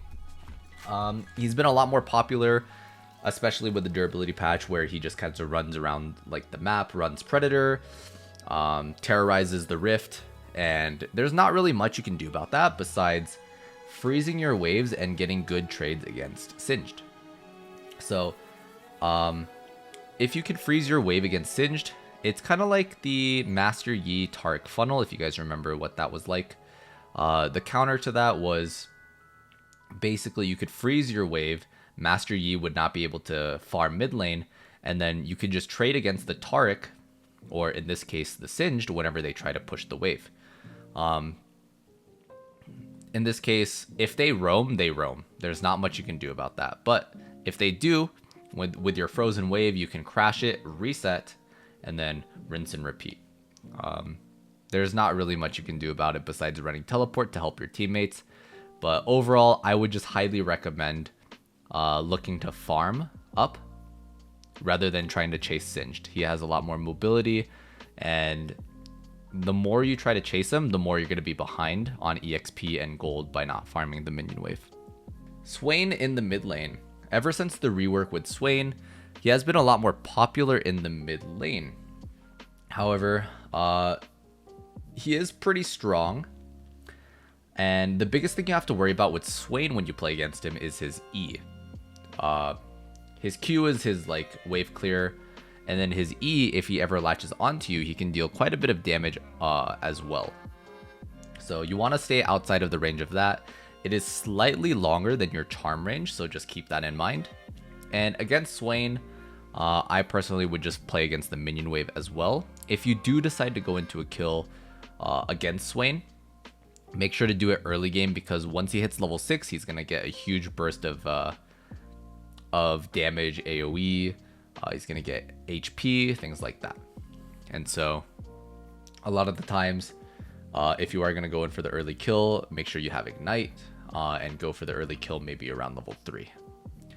Against Swain, if you are playing against him 1v1, make sure to dodge his claw with your W, and if you can't, then use your ulti to reposition yourself as well. Try not to stay inside of his ulti too long, because you will take a lot more damage than you will deal damage to him. Sylas. Sylas is one of those champions that a lot of people hate, but he's actually a pretty easy matchup. Take W level 1, and a lot of the times Sylas will take either Q or will take E. If he does take E, then you just play behind your minions and auto attack him while he tries to auto attack you, basically. If he does get the auto attack off, the minions on your side will be hitting him, and he will lose the trade. Take Corrupting Potion against him, and he does outscale nowadays, especially with the durability patch. He gets pretty tanky, so just be careful about that. But early game, you should be able to completely take advantage of the Sylas. Syndra is one of those champions where she can outspace you and outtrade you. However, she's not too much. She's not played too much in this meta. And even if she is, with the durability patch, you are able to survive a little bit more during the laning phase. Against Syndra, I would highly recommend going teleport and going Corrupting Potion as well. She's one of those champions, kind of like a Azir, where you want to be sustaining through the laning phase and hit level 6. Once you hit level 6, you should be able to make plays around the map, or look to make the play around Syndra with your jungler. Talon is one of those champions where he's actually very, very bad currently. If he's ever played in the mid lane, you can freeze the wave and you can always outtrade him. Stand outside of your minion waves, so that if he ever uses Rake on the minion wave, he will never be able to outtrade you, because he has to choose between either going for you on the W or going for the minion wave. If he does decide to go for you, just stand right outside the W range and just walk out of it and wait for it to come back. And if he ever decides to press Q on you, you have your charm, which grounds, and then W for movement speed. It's just a really bad time for Talon. So look to freeze the minion wave, go Corrupting Potion, early game pressure. If he roams, same thing with Singe, you push the wave and crash it. Tristana in the mid lane is a very, it's not cheese pick, but it's like a good counter pick. You have a very rough time against Tristana, so if she ever W's onto you and gets E and you miss your charm, you're probably gonna die. If you ever faced against a Tristana, you've probably experienced this. It's not a fun time. She gets like 5 to 10 kills on you, and you're like, why did this ever happen? Why did I ever play League of Legends? All right. So in this case, let her push the wave towards you. Let her be in a very bad position, and let her be the one to aggress towards you rather than you pushing the minion wave. And the reason for this is because you can always farm the minion waves under tower and scale up to level 6. Level 6 is what you want to get to be able to not just get one shot by Tristana. and this is why we also take teleport. So I would highly recommend just go Doran's Ring, 2 potions, take teleport, and let her push the wave because her passive will inherently push the wave. If she ever does jump onto you and you miss position, immediately flash if you miss your charm, right? You need to get out of the situation as soon as possible. Just be aware that if you flash and she has flash, like, she can still kill you. Just don't be in those kinds of positions. Tryndamere in the mid lane. I don't know if he's as prevalent anymore in mid lane. I haven't seen him since the durability patch. But what I like to run is I like to run Ahri with the Corrupting Potion and just get very, very early pressure down onto the Tryndamere. This is the most vulnerable part of Tryndamere's gameplay. So if you're able to get advantage of just hitting him, making sure he doesn't like push in the minion wave completely, and you're able to get those EXP and gold advantages, you should be able to just kill Tryndamere straight up or make him miss a lot of minions in the early game. Continue this rinse and repeat until we get to mid game, and as long as you don't make a mistake, you should be able to outscale him. Next up we have TF. This is actually a matchup where a lot of people wouldn't consider doing this, but this is something that I've figured out, is that I like to take Ahri against TF, and I like to trade very heavily against him. Whenever he uses pick a card, his W onto the minion wave, like he uses his red card, and then he presses Q, that's when I go in for a very heavy trade. And the reason for this is because if I don't trade against TF and I let him free farm, not only is he getting free farm, but he's going to be able to teleport level 6 onto any side lane that he chooses. So how do you stop that from happening? You stop that from happening by depleting his resource bar first and resetting the same time that he resets. So that if in any case he wants to ulti, he can't because he doesn't have an HP pool. What TF wants to ulti in with 300 HP, right? I don't think anyone does. So if you're able to trade against him quite heavily with Ahri, you can pretty much prevent him from running into a side lane and getting a free kill. Next up we have Veigar. How to deal with Veigar is you're going to be banning him. Alright, on to the next champion. No, I'm just kidding. Veigar is a very annoying champion. I prefer to ban him. But to deal with him, I also very much like to get... I like to pressure him early.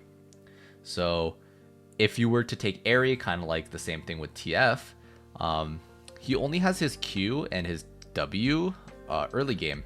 So if you're able to pressure him off the minion waves and not farm for free, you should be able to stop him from farming and getting that early game advantage. That's his weakest point, and that's what you want to target. Don't build late game scaling, mainly because he's going to completely outscale you, he's going to one-shot you, and all of that is going to be for nothing. So you want to get very good early game pressure and make sure you can impact the map more than he can. Because he can impact the lane by playing safe and scaling up, but you can impact the map, which basically dictates the game. Against Vel'Koz, Vel'Koz is actually a pretty easy matchup. Vel'Koz has pretty good wave clear. However, if Vel'Koz uses abilities on the minion wave, then you have the opportunity to trade against Vel'Koz, because Vel'Koz has very low HP, low resistances. So if they use abilities on the wave, they can't use it to trade against you. So that's your opportunity to like poke against him. If he's below 60% HP, you have ulti ignite. Maybe you look to all in the Vel'Koz. Always be careful though, is that Vel'Koz generally does run barrier. So look out for that. Next up we have Victor. Victor is going to be in the same category as Syndra and Azir. Very lane bully dominant, except Victor also has very strong late game. So not only does he have good wave clear late game, he has very good pressure early game, he has good scaling late game, like he has everything. The only thing he doesn't have is, you know, mobility like Ahri does. So what do we do in this situation? In this situation, I like to take Corrupting Potion against Victor, let him push towards me, and a lot of the times Victor's will start Q. If Victor doesn't start Q and he goes E, that's perfectly fine, you can start Q. If he does start Q though, if the Victor starts Q, then start W.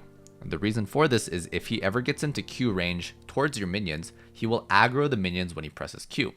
During that time, you will auto attack W auto attack, get an electrocute trade, and the minions will also out trade him. And the reason for this is because we want to trade his resource pool and we want to get a reset as soon as possible. So after we complete using our 3 corrupting potions, we're going to get a recall off. Doesn't matter how the wave state is. All right, as long as the wave is not crashing onto our tower. All right, we want to get a reset off if we're low on resources, and then we teleport back to the lane. The reason why we teleport early is because Victor probably isn't thinking of recalling, right? So if Victor doesn't think of recalling and we come back to lane with a teleport, full resources, and we now have more corrupting potion charges, he's going to be kind of stuck in a position where he has to take a bad recall. Okay, so because we force that situation, if he stays, we can look for an early kill onto Victor. So that is how you stop his early game aggression and his early game dominance, is by forcing him to take a bad recall by taking an early recall ourselves. Next up, we have Vladimir. Vladimir is one of those champions where early game, you absolutely destroy this champion. If he ever gets in an empowered Q, which you can see, it's kind of like a rage meter. It's going to turn red. You always outspace Vladimir with your charm. So look to Q him when he goes for minions. Look to charm him if he ever gets close to you with his empowered Q. And one of my favorite combos to do against Vladimir is if he's around 50% HP, you can ulti ignite him immediately. Ulti ignite him. He will panic W. I guarantee you, your Vladimir will panic W. W on Vladimir takes HP. So not only did you not use any abilities after that, he just lost more HP after you ignited. Okay, after that, you follow up with another ulti. He will then flash, and then you have one more charge of ulti to follow up, point blank charm, full combo, and you should be able to kill him. So that is how you play against Vladimir towards level 6. And early game, just look to make small trades against him. Don't get hit by Q though. If he hits you with Q, he's going to be able to sustain. You're going to have a lot of trouble against him. Take Corrupting Potion. That is what I recommend. Electrocute is very good against him as well. Next up, we have Xerath. Xerath, you don't want to be playing inside the minion wave. The reason for that is the collateral damage like we talked about before against like Ziggs. If you stand inside the minion wave, you will take collateral damage if he decides to wave clear. So always stand outside of the minion wave unless you're trying to like block Xerath. And so then he'll have to choose between pushing against you or like pushing the minion wave or trading against you. If he decides to push the minion wave, then you can look to trade against Xerath when his cooldowns are down. However, if he goes for the trades onto you, you have W movement speed to always dodge his Q and his W. So use your W to your advantage. It's only 30 mana. Xerath's Q and W cost way more than that. And dodge the abilities and look to trade if he misses. There you have it. Level 6. It is a little bit tricky to roam against him because he does have ulti, but you can make the priority move because you have better wave clear than he does. Next up, we have Yasuo in the mid lane. This champion is very annoying to deal with. However, I will give you guys a tip that not a lot of people know, is Yasuo win wall does not stop Everfrost. So what that means is that you can ulti Everfrost in front of a Yasuo and he will panic win wall. But what does that mean? The win wall does not stop the Everfrost. So if you root him, you can ulti behind the win wall and behind the Yasuo and charm him when he's rooted. So keep that in mind, is Everfrost counters Yasuo win wall very heavily. Yasuo will outscale you, so be very careful about playing him. There's a lot to playing against Yasuo. There's a lot of nuance, so I'll go over that here. Against Yasuo, after he has 1 stack of a Steel Tempest or 2 stacks of his Steel Tempest, be very careful because that's when he can all in it and win a trade against you. He can get 1 stack off Q and then he can dash through the minions, get another Q stack and then out trade you with EQ and then E back into the minions. against Yasuo, it's like a mini game, kind of like Aurelia, right? You got to think about what are the potential positions that Yasuo can dash into. So you're playing like a little mini game, and don't throw out charm because he can always win while you're charm, right? Be very cautious about how you use your abilities, and be very conscious about how you use your abilities as well. The next thing I have to talk about with Yasuo, there's a lot to talk about with Yasuo. It's because like I've had so much experience against him. Is that you want to use your auto attack. So when he has 0 stacks of Steel's Tempest, this is when you can auto attack him. Auto attack him to get his passive off. Then you can use your abilities to trade against him, like your WQ to get electrocute off. The reason for this is because I see a lot of people try to trade against Yasuo when his passive is up, and you guys are just completely wasting your mana resources and dealing 0 damage to Yasuo. So if you want to be more effective against him, auto attack him when he has 0 Steel Tempest stacks. Okay. When his passive is down, then look for the trade. All right. If you have Everfrost, make sure to use Everfrost when you're closer to him because the wind wall doesn't stop it. And just remember that Yasuo does outscale you, so you want to be making plays across the map, or at least shutting down the Yasuo with your jungler. Yone is one of those champions that is one of the newer champions that came out that doesn't do well against you. Actually, Yone's kit is not that great against Ahri because he's a little bit too linear. What I mean by that is that his Steel Tempest moves his entire character's positioning. And so because that it like moves his entire character positioning, you can easily dodge with your W or your ulti. And if you dodge it with your W or your ulti, Yone cannot land his ulti as well. Like you can always ulti his ulti, you can always ulti his Q.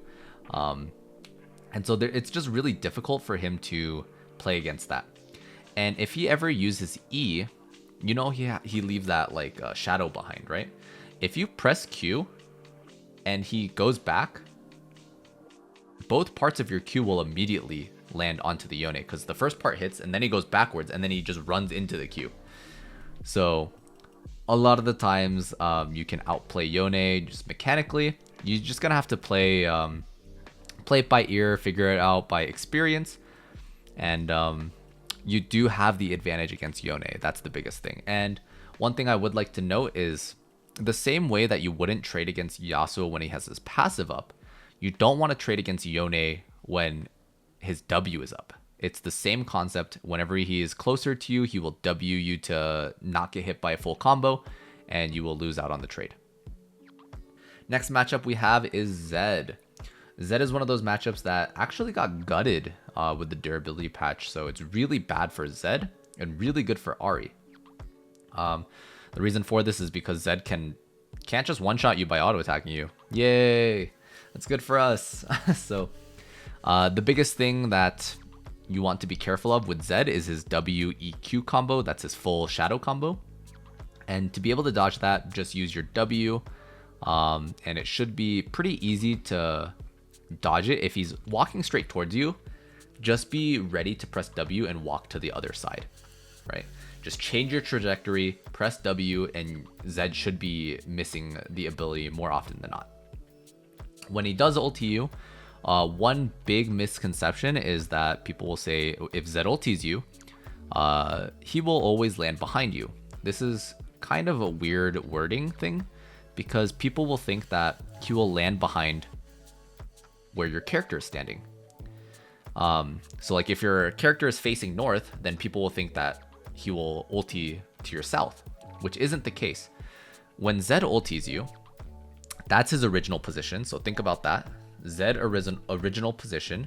He will always land on the opposite side of where he ulted you from. So you will always be in the middle between his shadow and his new ulti position. So that's where he will land. Kind of like if you had 2 points, 2 dots on a graph, you will be between that line. So it might be a little confusing, but maybe we can get an explanation or a video real quick on this guide to explain that. If not, don't worry, I do have more videos on my YouTube channel pertaining to Zed, so you can always watch that, and it has very good in-depth explanations. Ziggs is one of those champions where it's just going to be a boring farm lane again, kind of like Seraphine, so you just play to scale. You do not want to leave your tower too much or leave minions too much because he can push towers very quickly. If enemy gets Herald, he has W satchel, he can blow up your tower. You could lose 2 to 3 towers immediately. So be very careful against Ziggs. Don't play in the minion waves and just look to farm. I highly recommend taking teleport. Always keep in mind if Ziggs takes barrier or not. Next up, we have Zilean. Zilean is one of those champions, again, where if you play against him mid, it's going to be like a Seraphine lane. Play to scale, take teleport, build the Rabadons, and you're good to go.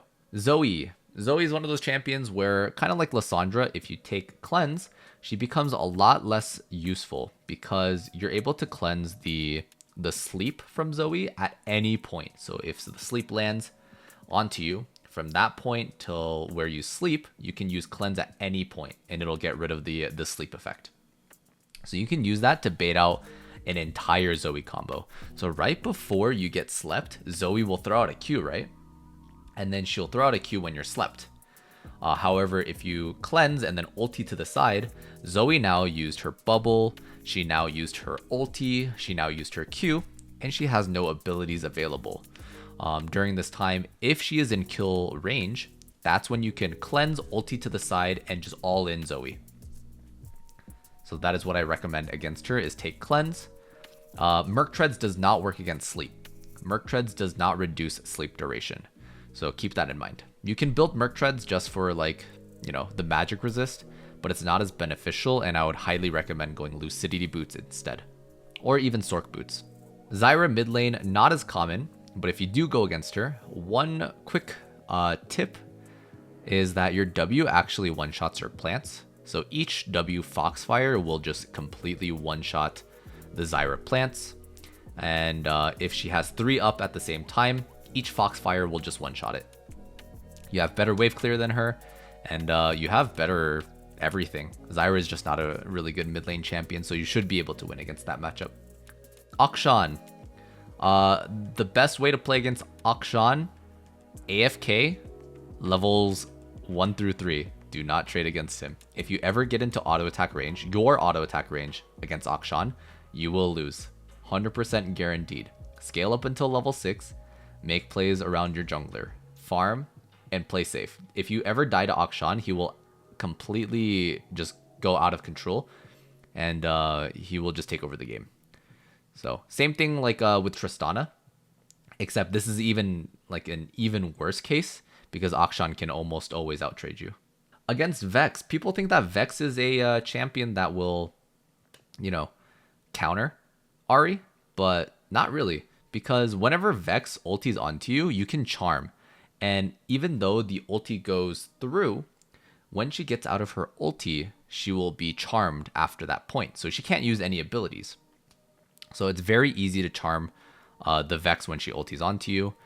You can charm, ulti out of the range, and you should be safe. Against Vex, she is very bad this meta with the durability patch.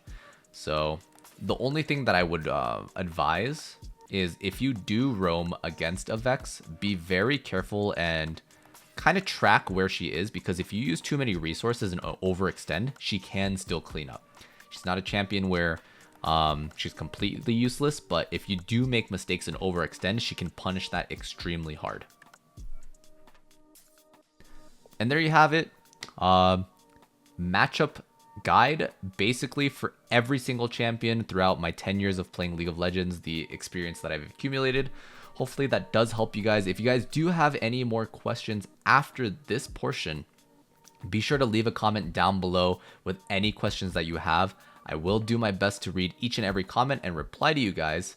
And like I said, again, thank you so much for watching today's video. I took a lot of effort and time into making this, as you guys can see how long the video is. So I would really appreciate it if you guys did leave a like, and don't forget to subscribe. Don't forget to subscribe as well. Editor, we're taking that out, right? Anyways, thank you guys so much for watching, and I will see you guys in the next video. Bye-bye.